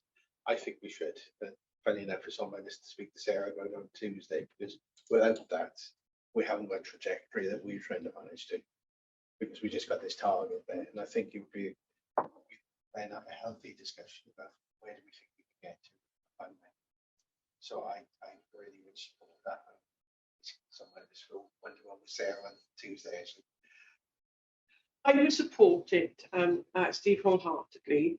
But through a public lens, eye of the public, it would be you couldn't meet the target, so what you did was you revised the target down, and that's not what we're doing whatsoever. So that when we do this, the paper that would come to for us to approve that is that we contextualise it, that we're doing this for a very specific purpose. Yeah.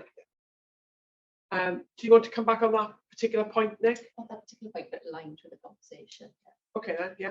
I think what is important for us is being assured as a board that we are effectively managing sickness and have an assurance that we are effectively managing it. And I as will be covered in later papers, I've just started this year's round of establishment reviews and met with the collections team in Welsh Blood, and the story that was outlined to me in relation to how they have effectively using a person-centred approach managed sickness there was fantastic to hear, and to see that the difference then in levels of absenteeism within the collection service, and therefore impacting on their ability to better provide blood stock for Wales. So I think it's as important as the number is how can we be assured as a board we're effectively managing it.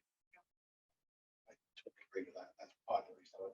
It's not about coming up with the next step, but it's about coming up with how effectively we manage it, because it all goes back to the earlier discussion about the nursing strategy, how we engage as an organisation with each other and support each other is got to be the fundamental driver for us.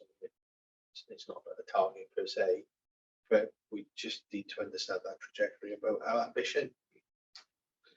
Because we also don't want people being in when they shouldn't be in either. Absolutely. So, Sarah, have you got an answer on the first point of Stephen's question, which is a Welsh Government talking about revising the target?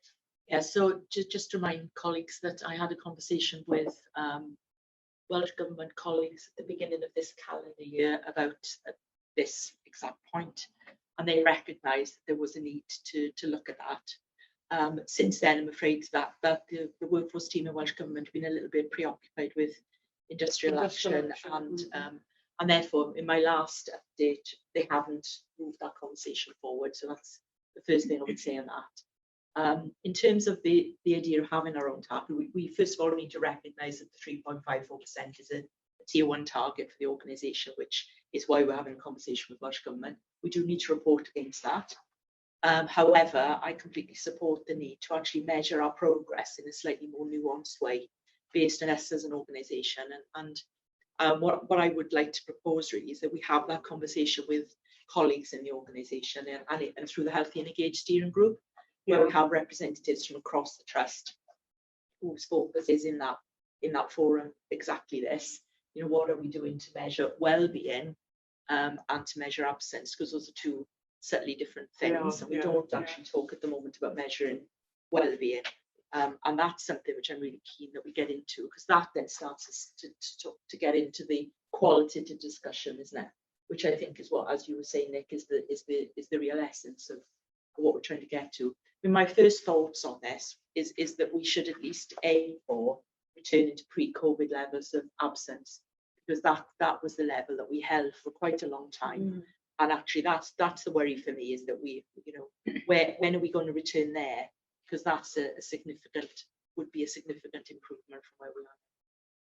That's very helpful, Sarah. Thank you. Carl, you want to come in? Just really quickly, I agree with everything said. It's fairly straightforward to do. If you take pressure off, as our aim is to have none.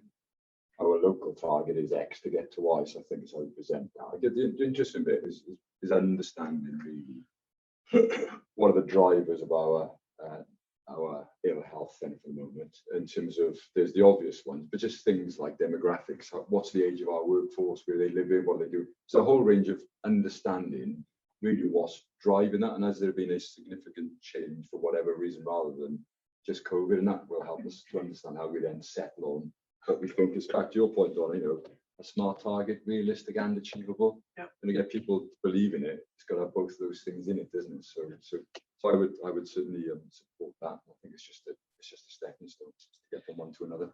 So we had the update on Welsh Government. Thanks, Carl, for that.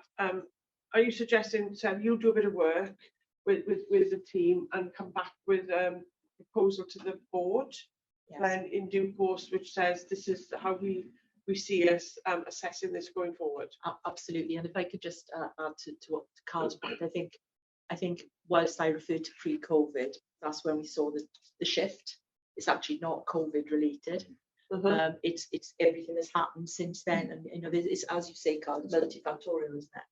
And to understand that is very important. But yeah, no, absolutely, I would bring that back. And I know that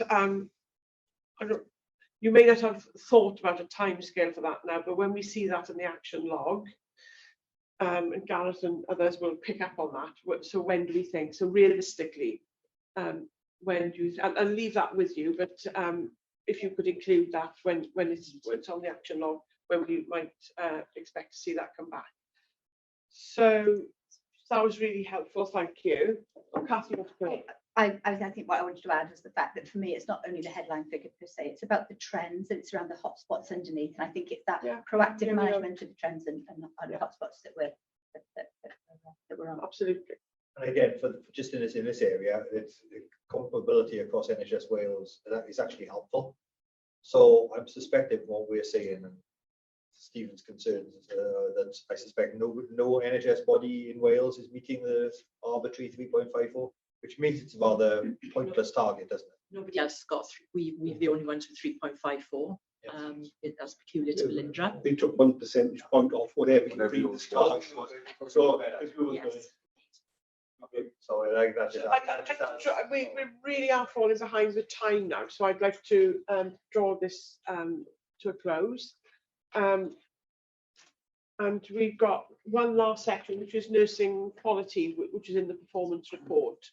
So are you going to speak to that, Kath, or is Nicola? Sorry, the nursing quality. No, I think that's Nicola. Let me see if I can find let me find what page we're at. Page 8. I'm in control. There it is. Nursing and quality 2.4. Sorry, bear with me a second. I'm just scrolling through. Anything to add? And then you've got patient donor experience. We've covered finance. Oh, sorry, nursing and quality framework. No, I don't think there's anything else that I wanted to highlight within that. Sorry, I thought you were doing a separate report. That's okay. So no, it was in yes, it's in the cover page. So before I close this item, I just want to read very quickly from an unsolicited email that I received yesterday from somebody I know. Haven't seen this individual for a quite significant period of time, quite a senior person working in the NHS, who is currently a patient of ours, and who is receiving radiotherapy at Velindre at the moment. And it says, "Dear Donna," the usual introductory remarks. It says, "Well, I've been a secret shopper at the radiotherapy department for 20 days as a follow-on from the surgery that he's had previously. And I'm writing to tell you how marvellous the staff have been. Kind, courteous, compassionate, and utterly professional, one and all. There is no way anyone can feel just a number when this ethos is so embedded. Everyone is an individual at all times, truly humbling to observe and be on the receiving end of. In particular, the reception staff," and he mentions too, "in the waiting room are exceptional. The manner and approach they adopt in managing not just reception, booking, but in the overall management of the waiting room and all of the individuals within is simply exceptional and again humbling. They manage patients and relatives, significant others with care, compassion, and are clearly a significantly vital part of the team. They get to know individuals and understand their needs. Nothing seems too much bother ever. I've witnessed them supporting both patients and their relatives with kindness and compassion that was a privilege to witness. In short, making the difference when times are tough. So that's an amazing unsolicited email to receive. The individual does go on to mention some improvements in the estate we could make, which I will pass on to relevant individuals. But I just thought I would share that. Yeah, it's lovely. We'll take great pleasure in feeding that back to the team. Thank you, Chair. Yeah, so I'll do that. So, in terms of the performance report, we're asked to approve the contents of the report and the detailed performance analysis provided in the PMF scorecard and supporting data analysis, and the templates that are in the annexes 1 to 3, noting the actions that we've agreed throughout the discussion. So, having said that, we're now going to go back to, no, we're now going to 4.2. No, we're not going to 4.20. Yeah. We're going to IMTP. Yeah. I'm mindful that Carl has joined us, and I wanted to. Well, if you're the same for lunch anyway. Pardon? Yeah, we do have some colleagues on the HCW as well. They're on the Zoom. Sorry, Carl, I can't hear you. Just to say, I think we have some colleagues from the HCW on the call as well. Yeah, but they're joining us for item 4.3. I don't want to keep people waiting, so no, that would be the next one that we do actually. So I apologise. Right, okay. So we now jump to 4.30, welcoming Carl James to the board meeting. I haven't got the names of the colleagues from Carl Taylor. Yeah, well, we got. I don't know who's on. Yeah, so also I've got Carl Taylor as Chief Digital Officer. We've got Gareth Cook from the RISP program team and Dr. Sean Phillips as well, who's the clinical lead on the RISP program. Well, welcome all. Sean, I didn't have your name wasn't on my briefing. I'm sorry, I apologise for that. So we've got Carl Taylor, our Chief Digital Officer. Welcome, Carl, Gareth, and Sean Phillips. Welcome all. So this is item 4.30, which is the full business case for Radiology Informatics Systems Programme, RISP, not RISK, as Steve and I know. We were talking across purposes because Steve was saying RISP, I was hearing RISK, and we were across purposes. So Carl, the two Carls, can you present this item and take the board through the full business case? We have read it, very detailed, very, very detailed for the RIMS programme, and then we'll take any observations and queries, and hopefully we can move to approve. But can I hand over to you, Carl? Yeah, Carl's picking this up.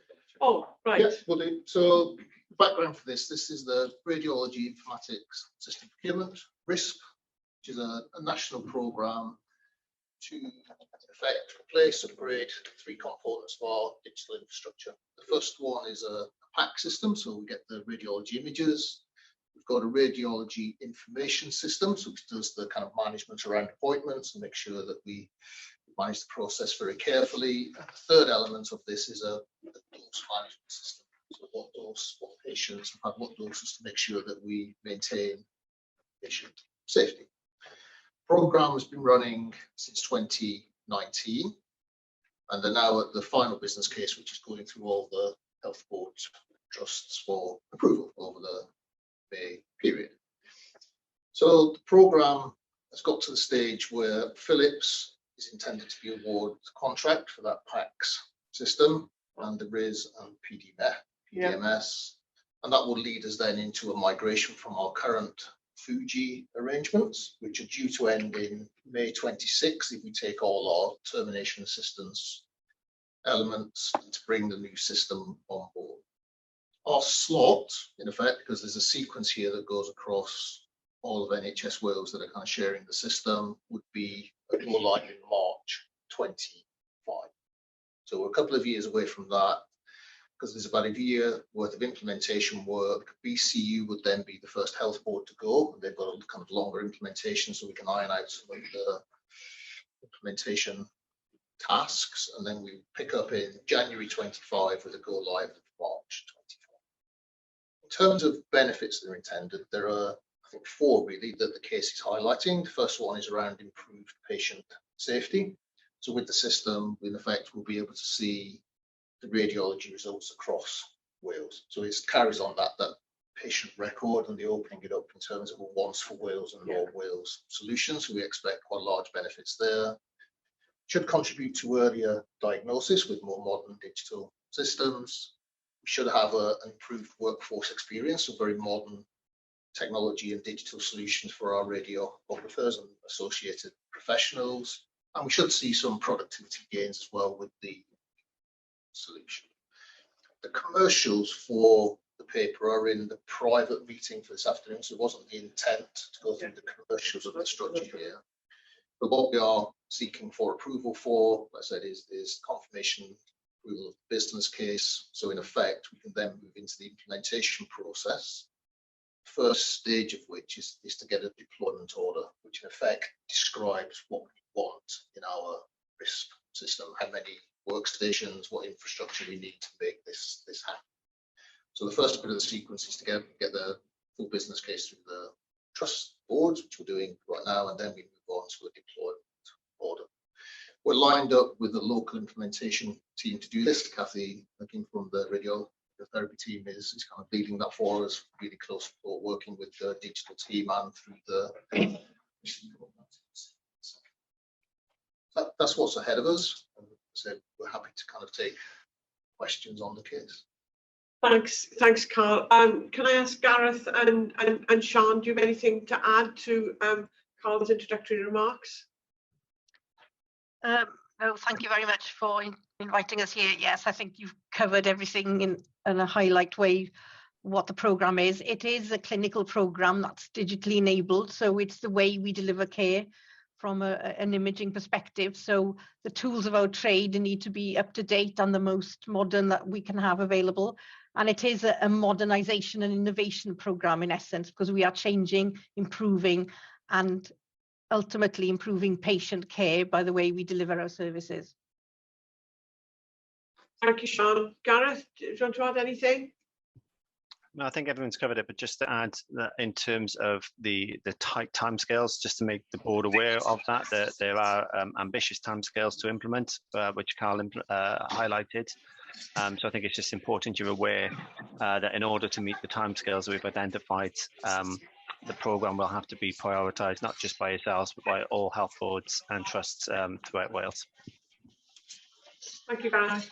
Oh, do you want to add anything? No, I just had 3 points really. The first, I guess, and the benefits really are, sell themselves, don't they? The other thing which is in there, but not explicit, is around attracting a workforce to Wales and having a sustainable workforce going forward. So I think that's a really obviously, from our perspective, then being a little bit sort of parochial, I think A, we're out of contract in 2026, so we've got to do something, and B, subject to what happens time on common sector, this works for us as well, because in essence, we've got to do something. We may as well get this done because it gives benefit earlier on, and it's one less thing to do later on. So I think from our perspective as well, it all sort of ties up, and I wouldn't add anything to just to say thanks to Gareth and Sean and all the others, because it's such an important piece of work in the business case.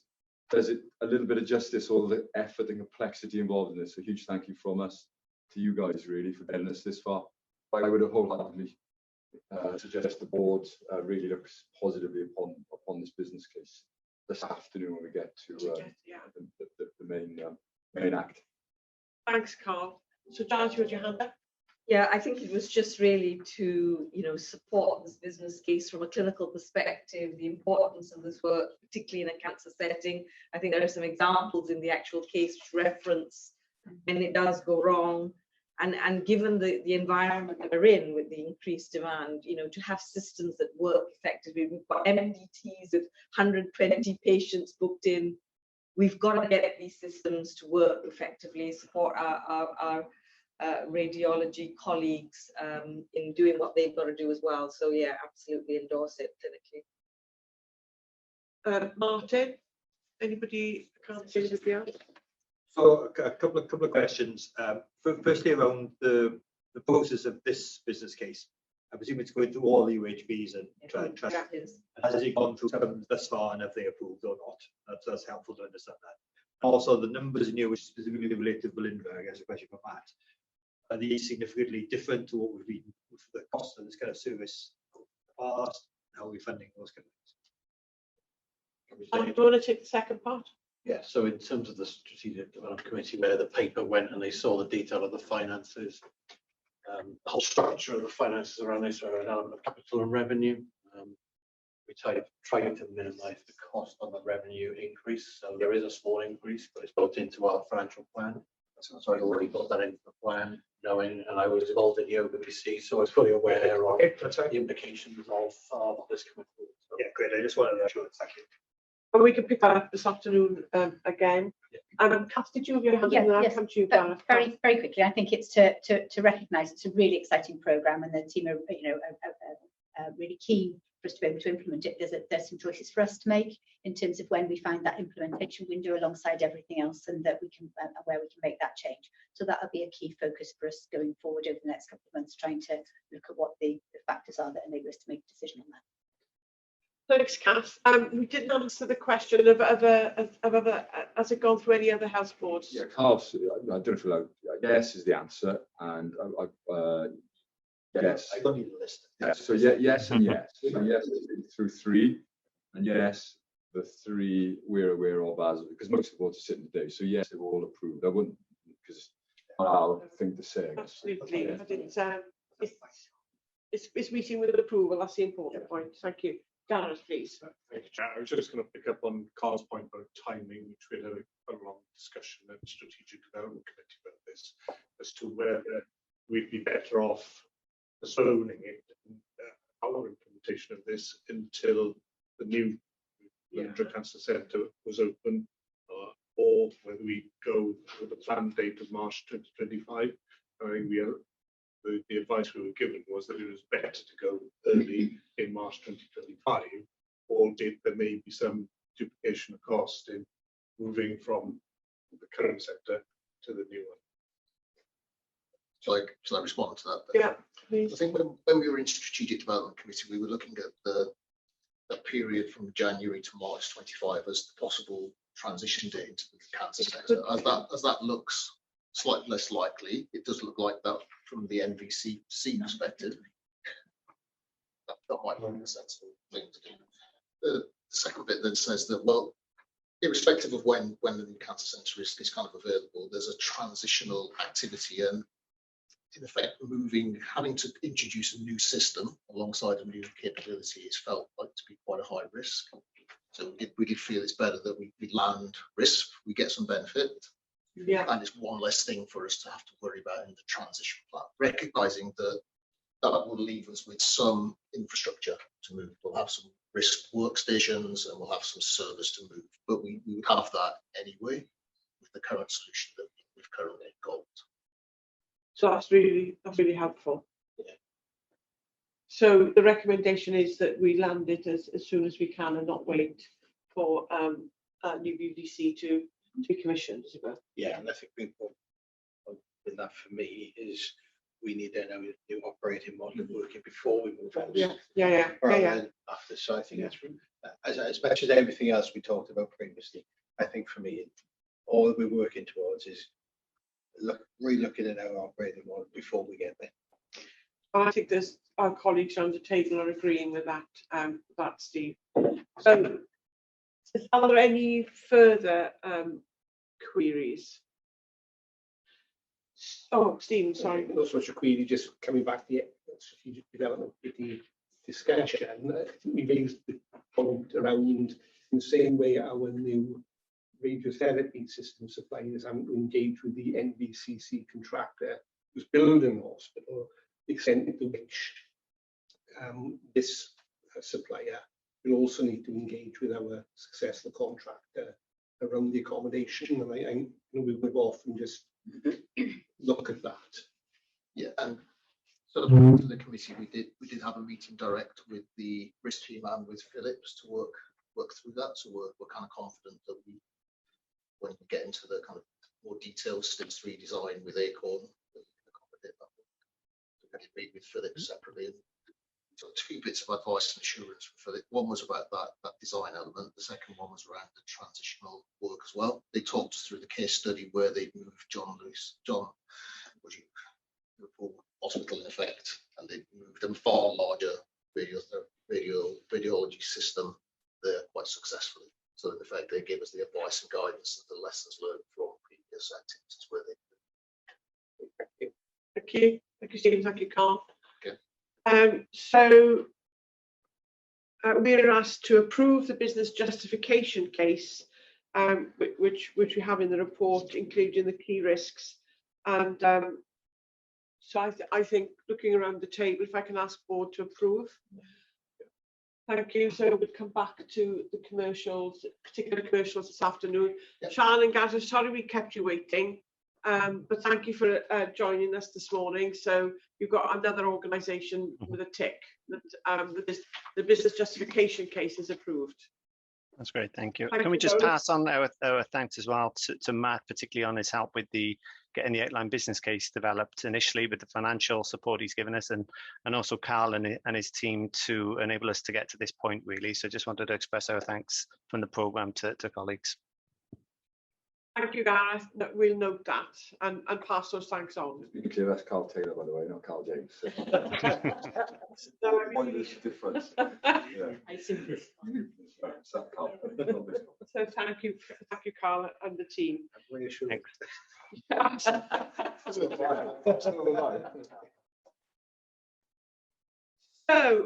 if I could take us back now into 4.20, which is very, I was discussing with you, I knew we'd missed one out, which is the integrated medium-term plan. I didn't want to keep our colleagues waiting any longer, which is why I bounced us to risk before IMTP. So Carl, can you take us through the IMTP, please? Yeah, so colleagues will have read the report. Just 2 or 3 sort of remarks, really, then we'll open up for discussion. Clearly, this is a 3-year plan. As we know, planning isn't a perfect science, so it doesn't just describe what's in the plan, how that relates to what actually happens. But let's not forget the outcome of this really is better quality services, and that's reflected in the performance management framework, which we've talked about this morning. Second bit, really, this is the end year position as of March just gone. The third bit, the actual what we delivered, I think we'll get into that conversation, but I think our view is it's really good progress, and that manifests itself in 2 ways: the quality of the service we're providing, which we talked about touch earlier, and I think the PMF demonstrates that most things are going in the right direction and deliver a high level of quality experience. And the second element of the work we've been really focusing on the last number of years is around the infrastructure. And again, most of those things are all sort of on track despite some of the challenges. The last bit really is going forward, and what's also been a focus of conversation is basically alignment. So particularly between what's in the plan, how it aligns to the strategic goals, and what does that mean for tracking them. So we've also, you've seen in this year's plan, picked that up, and they're all aligned to the goals. They're articulated then against the objectives, and for each there's a series of outputs, either primary measure, which we also sort of track progress against. It's also fair to say there is not one single measure you can pick which looks at the plan. So I just wanted to basically say it's an imperfect science plan, isn't it? So there's so many other variables, but our view as a team, I think, and I speak on behalf of the team, we made good progress. The things which haven't been achieved this year are the starting point for this year's plan, i.e. we have a look where we are, baseline, then move into. So that's the conversation we had at the QSP meeting. So I'm happy just to pause there with colleagues, take any questions on any particular specifics within the report in front of you. Thank you, Carl. Are there any queries on the MTP end of year position? I don't want to get overly pedantic, Chair, but one of the categories in the IMDP talks about things are not on track, but they will be fixed. We're at the end of the year here, so that isn't a possible category, is it? So just to work out, we obviously we understand that's the real world. Of course, not everything's green. So again, this question I asked about two other things. Did we land where we thought we'd land? What went well? What went less well? That's the kind of lessons learned in this. Yeah, that's a really good point, Martin. So anything in green has been delivered. Anything not in green, we haven't fully completed. So just to be sort of simple about it, I think you're right. Just not the process. But that comment as well, actually, at QSP, because if you look at the key on page 243671, then stick with one currency. It's a bit overly complicated, isn't it, being honest? I think we just need to be a bit more simple about where we are. So I take that point. In terms of the material matter, again, Cass talked about the performance this morning. Nick's talked about quality, Jazz about the clinical aspects. But I think there's nothing in there right now, which A, we haven't covered off in this year's plan going forward, or B, we think is a significant risk, a new risk to service quality and or delivery, because all of those in the TAF and the risk register broadly relating to this plan. So the serious around workforce and around and the more material risks we've already discussed. So I think we need to improve that in terms of reporting mechanism. But I think in answer to your question, there's nothing new in there, which is a relic from last year, which is causing us undue concern going into this current planning delivery year. Okay. If there aren't any other queries, thank you, Carl. We're asked to note the year-end position in delivering against the key trust actions, which are in the approved IMTP 2022 to 2025. So we would now come to consent, but I've been asked to, or we need to pull one item for sure out of consent. Sorry? So we've got one item on the main agenda. No, I'm putting it out to consent to put it on so we can deal with it now. Okay. No. So just we've been asked to pull the highlight report for the audit committee out of consent, and I'll ask Martin in a moment to talk us through that. And I just want to clarify, Gareth, you've got one item that you want to. Can you remind me of which agenda item that is, please? It is item, it's under 5.1.2, commitment of expenditure, blah, blah, blah, and it's appendix 5, which is the WPS software. So we're going to take, I'll take those two items and then we'll go. Does anybody want to bring anything else out of consent, please? No, thank you. So if we can take the public audit committee highlight report first, please. Thank you, Chair. This is the highlight report of the audit committee meeting, which happened on the 25th of April. As you can see in the report, it's color coded again, and just to flag particularly the red category of alert/escalate. Internal audit were quite strong in their sort of the language they use about talking about how the organisation was interacting with them to ensure that they had swift turnaround of their reports. And there was they recognised the system is slow at our end to respond to draft reports, and things will regularly get covered up. And you can see that the KPI obviously is 100% of all reports get turned over within 15 days. That's KPI on NS as an organisation, and they've said it's less than half of that. So I think Lauren and Matt took an action away to raise that as senior management team. It's worth flagging here in terms of the process needs to work. It's not mad on it. Good governance is part of our doing business. That was the alert area, and that's therefore I've duly alerted you. I may as well just talk a little bit on the advice section while I've got the talking stick. There's a few things in the advice section which you do need to be advised of as a board. Again, there's been a real regression in terms of how we address outstanding audit recommendations. There has been some work on that lately, and an audit committee has signed out a committee action to approve the closure of a number of actions since then. And the only other thing I want to just flag up is just linked to Stephen's point right up front about the minutes of the last board meeting. We talked about the qualification on our accounts, and you can see that mentioned in there under the annual audit report. It gets mentioned there quite specifically about clinicians' tax liabilities, And I made the point at the meeting that the report specifically on Velindre doesn't say in line with all the other organisations. So it's a shape as each report stuff. So that's really all I wanted to flag today, Chair. Thank you, Martin. Any response, comments to Martin in relation to that? Thank you, Carl. Yeah, we need to turn things around quickly. I just wonder whether, because some of the audit reports are straightforward and some require further discussion with the audit team. In fact, 15-day clock is ticking from that point. Sometimes it takes a little bit of time to get. So I just wonder whether there's also like a waiting list. If there is a sort of subject where you would pause the 15 days. I don't want to create an industry that's not on the, but some of the things are a bit more. If you've got not a fundamental disagreement, a slight different interpretation of the thing itself. So I suspect there's a small number in the grander scheme of things, but it doesn't. I think that's a fair point, Carl. But I guess Emma's not on the call today, but she would argue that there's a debrief process at the end of each audit before they put the pen to paper in terms of where they've audited. They'll say, we think these issues are, and then if they're not, that's part of the process. Absolutely, but there should be several steps in the process, of which this is the one that crystallizes.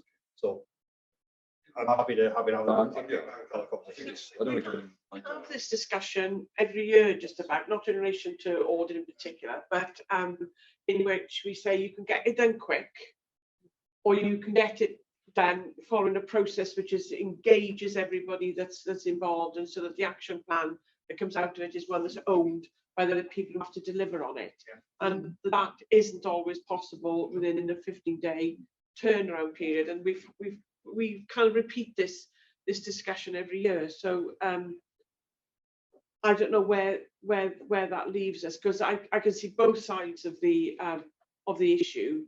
But it is important, you know, one, if Nicola, you or Carl, you could sit down and write an action plan very quickly from your perspective, but it wouldn't necessarily be one that's informed by the people who then have to implement it. So, Steve, can I look to you for some advice on that? So we need to take this conversation on the basis back to the audit committee. But I think in the specifics, the danger of that scenario is we then end up stuck in the audit action tracker because we're trying to resolve something we couldn't resolve in the first place. So we just need to join these things up a bit better, I think. And I'm not saying 50, and I'm not cited since I've been back about where we actually landed on after 15 days either. So that's my fault. I think we can pick that up. So thank you, Steve. Nicola and then Matt. Nicola first, please. Thank you. Just wanted to pick up the matter on the tracking of audit actions, really, and currently we use Excel. Similarly, the quality and safety audit tracker that we just redeveloping is on the same format. So we had a discussion in the integrated quality and safety group that both Matt and I sit on, and we've identified that we need to have a proper automated tracker system in place that everybody can access and keep things updated on a live basis, and then it will feed into whether it's audit committee, quality and safety committee reports, etc. So we are exploring options. There's 2 options at the minute, and aligned with, we're looking at a sort of document management, stroke quality management electronic system, not to be confused with the mechanism around quality management system that we're trying to develop into the duty of quality. But I think we've recognised that the way we try it, the way we're managing this at the moment is a little bit clunky, and I think, you know, with having an enhanced mechanism in place, we should help to keep these actions live. That would be really useful, really helpful. Yeah, thanks, Nicola. Matt.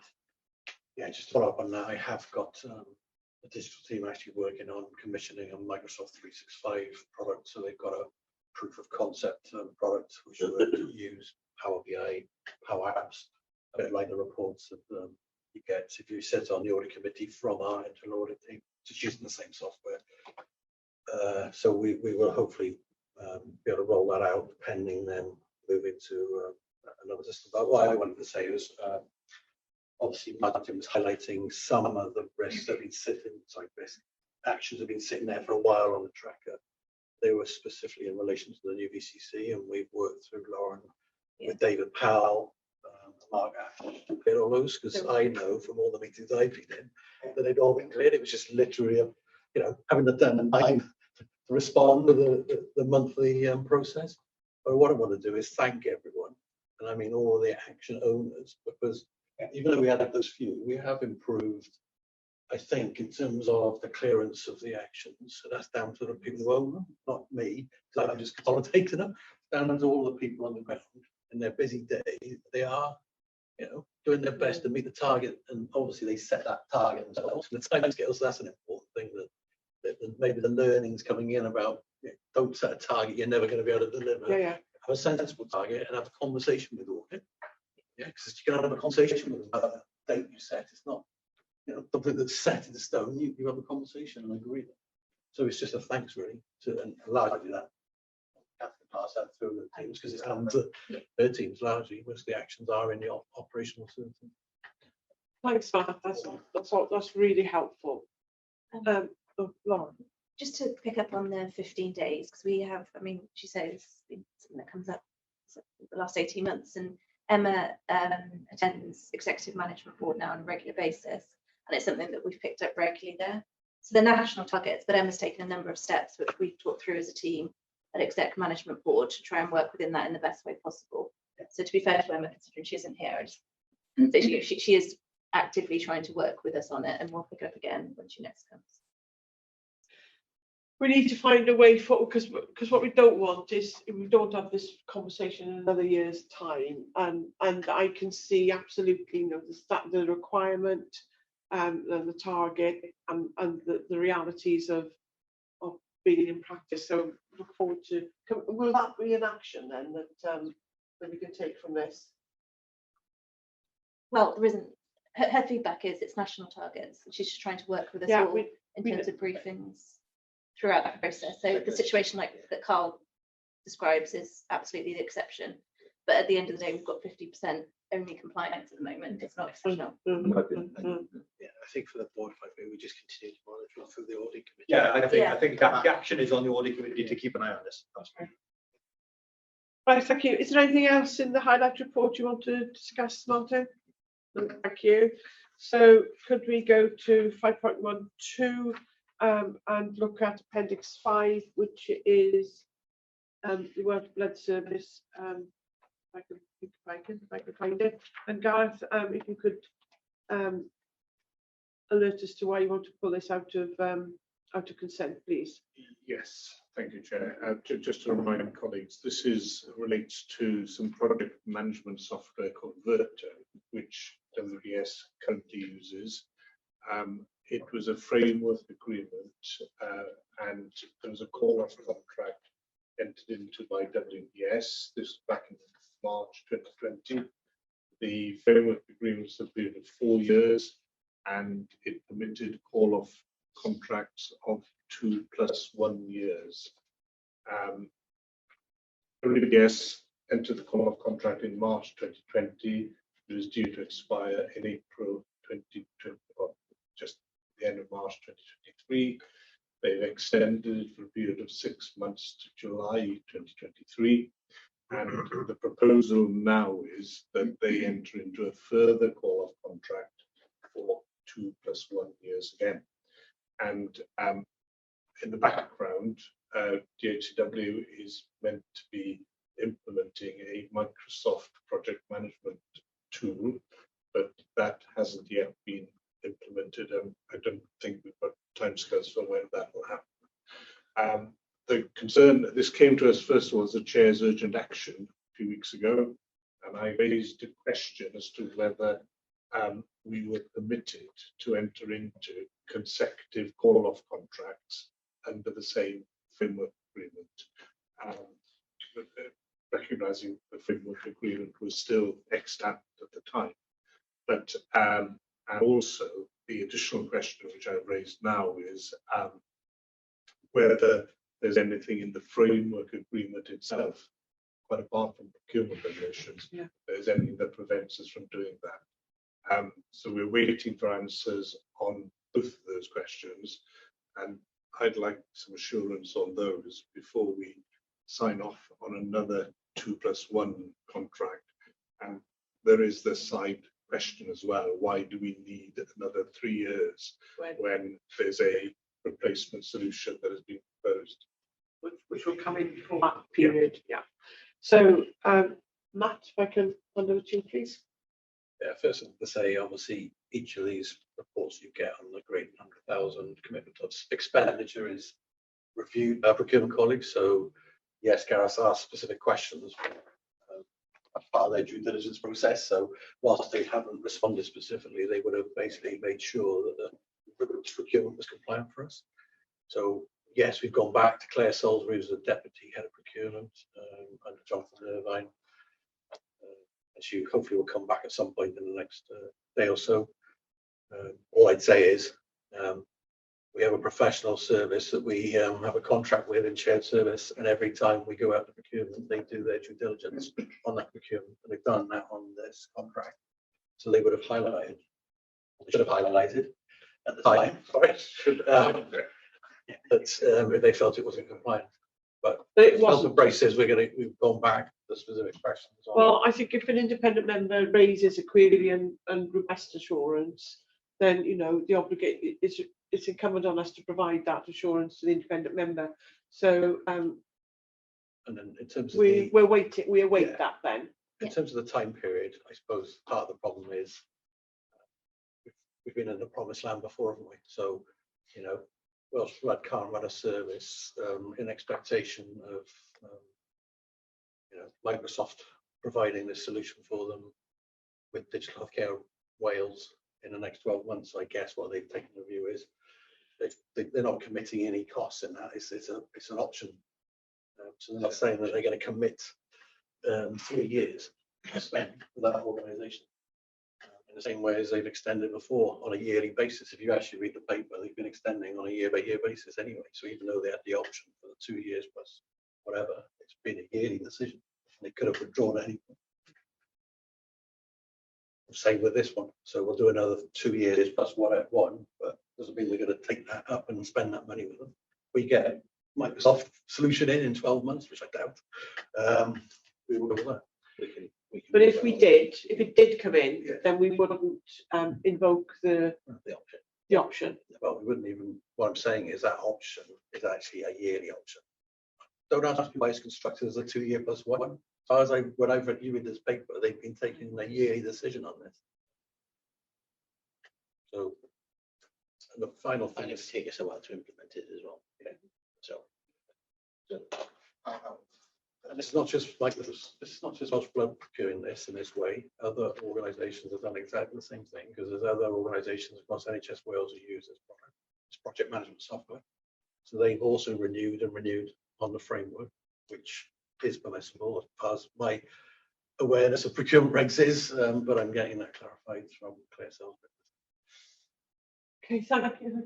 Yes, so just to say that I can't give you a definitive answer on the date for the Microsoft 365, but part of the challenge that we put back into the team when we were having this discussion that was an aborted discussion pending this coming back was two things. It was looking at the wider use across the organisation and whether or not there was anybody else that wanted to use it, not at this stage, and to also put that challenge in around the Microsoft 365. And I was given an assurance that this would not interfere with the adoption of Microsoft 365 in terms of what their understanding was and the way in which there's a structure. So that in relation to your query, I think the notion that it's a call-off contract, so that if Microsoft solution is in place, then we won't be invoking the extension. So that should give you some insurance on that. But the specific query that you're left unanswered is whether that's allowable under the particular framework. So any approval we give today will be conditional upon a satisfactory response to that query. Yeah, I think the point is, as the paper says, we will be entering into a call-off contract before the end of July because our current contract expires. So. And what we need assurance from is that first of all, we can terminate that on an annual basis. Yeah. Which is and also that we are permitted to do so under the regulations and that under the framework agreement itself that can have the back-to-back contract. Yeah. So I'm going to ask the board if you contend to approve that, subject to the reassurance that our IM is requesting on whether that's within the regulations that we can have back-to-back extensions. The subject to the one caveat that we don't enter into the 2+1 call-off until we've had that assurance that condition satisfied. Yes. Yeah, I think to do that over the next day or so. Yeah, so it is. Because there is an urgency. I've sent the email. There is an urgency. Yeah, I was about to chase them and say, where's my answer? I'm in the board, you can pressure it. I know you sent the email, Matt. So thank you, Gareth, for raising that. So we've got an outcome there. So so we go through the rest of the consent items. So under the commitment of expenditure exceeding the chief executive's limit, does anybody? I know we're all content to approve those, apart from the one that we just put out. And then 5.13 is the amendment to trust standing orders, Schedule 3. We're asked to approve the amendments to trust standing orders as outlined in Section 3 of that report and included in Appendix 1 to 7. And if we do approve it, then they'll go on to the trust website and publish on the trust website. So we approve those. And then the Memorandum of Understanding of the Operational Delivery Network, ODN, as part of the Spinal Service Operation Delivery Network for South Wales, West Wales and South Powys. We're asked to authorise the Chief Exec to sign the Memorandum of Understanding for the Operational Delivery Network. So we so authorise you, Steve, to do that. And then 5.20 is consent. The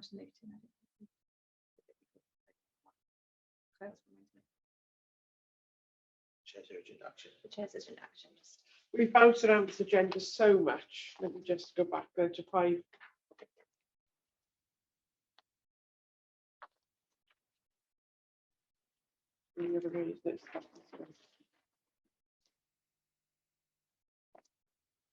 So chairs. So 5.10 is consent for approval. Chair's urgent action. I'll go back and find that.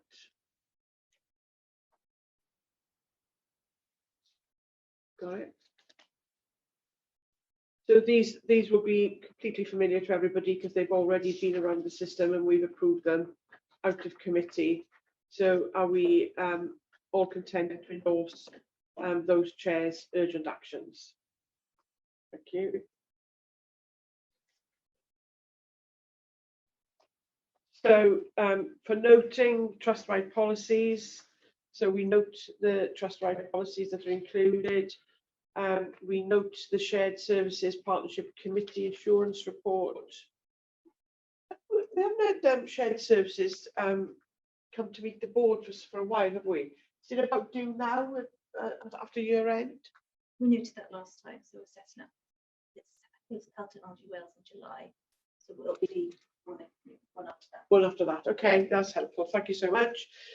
The occasions when the trust seal has been, we have affixed the trust seal, based documents. If you could note that, please, under 5.23. And then 5.24 is the Nurse Staffing Levels Act, which is the report I was referring to earlier when we discussed the nursing strategy. And so we are asked to authorise the Chief Exec to sign the Memorandum of Understanding, the Operational Delivery Network. Is that part of the nurse staffing levels? No. No, we've done that. That's done twice. Sorry about that, colleagues.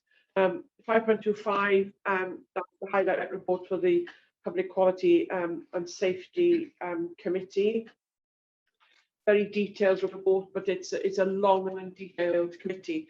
I queried with Nick and I said, you know, there's a lot of detail in here, but you were content that that was the detail you wanted the board to receive. And then the Public Strategic Development Committee highlight report, we note that. Apologies, the Public Charitable Funds Committee highlight report only came out either last night or this morning. That's because there's been lots of emails between myself and Kyle where I've been sort of trying to edit certain parts of it, and as I was away for the last couple of days, that's been staying in a hotel which had very dubious Wi-Fi. I was having to work to a hotspot which kept booting me out, so that's the reason why. But if colleagues want me to circulate and approve that outside, note that outside the meeting, happy to do that. Is there today, and that brings us to section 6, which is any other business. I've not been informed that there's any other business. Thank you for your patience while we've bounced around the agenda to accommodate the needs of various individuals. And apologies that I didn't always find my way back to the place I left before we bounced. So I'm going to close this public board meeting now by adopting the resolution that representatives of the press and other members of the public be excluded from the remainder of this meeting in regard to the confidential nature of the business to be transacted, publicity on which would be prejudicial to the public interest in accordance with Section 1(2) Public Bodies Admission to Meetings Act 1960. The date and time of the next meeting, I'm not sure of. It will be the last Thursday in July. Pardon? 27th of July. Thank you, Gareth. That's not on mine. Thank you. So if we can reconvene at 2 o'clock, please. If we can be ready to start by 2, I'd be very grateful. And just to note to colleagues that we've got the private trust board meeting, and then immediately after, we won't have to, for Andrew's purposes, you won't have to log out. We'll just move seamlessly into a board briefing straight after Part B. Thank you. Thanks, everyone. See you after lunch.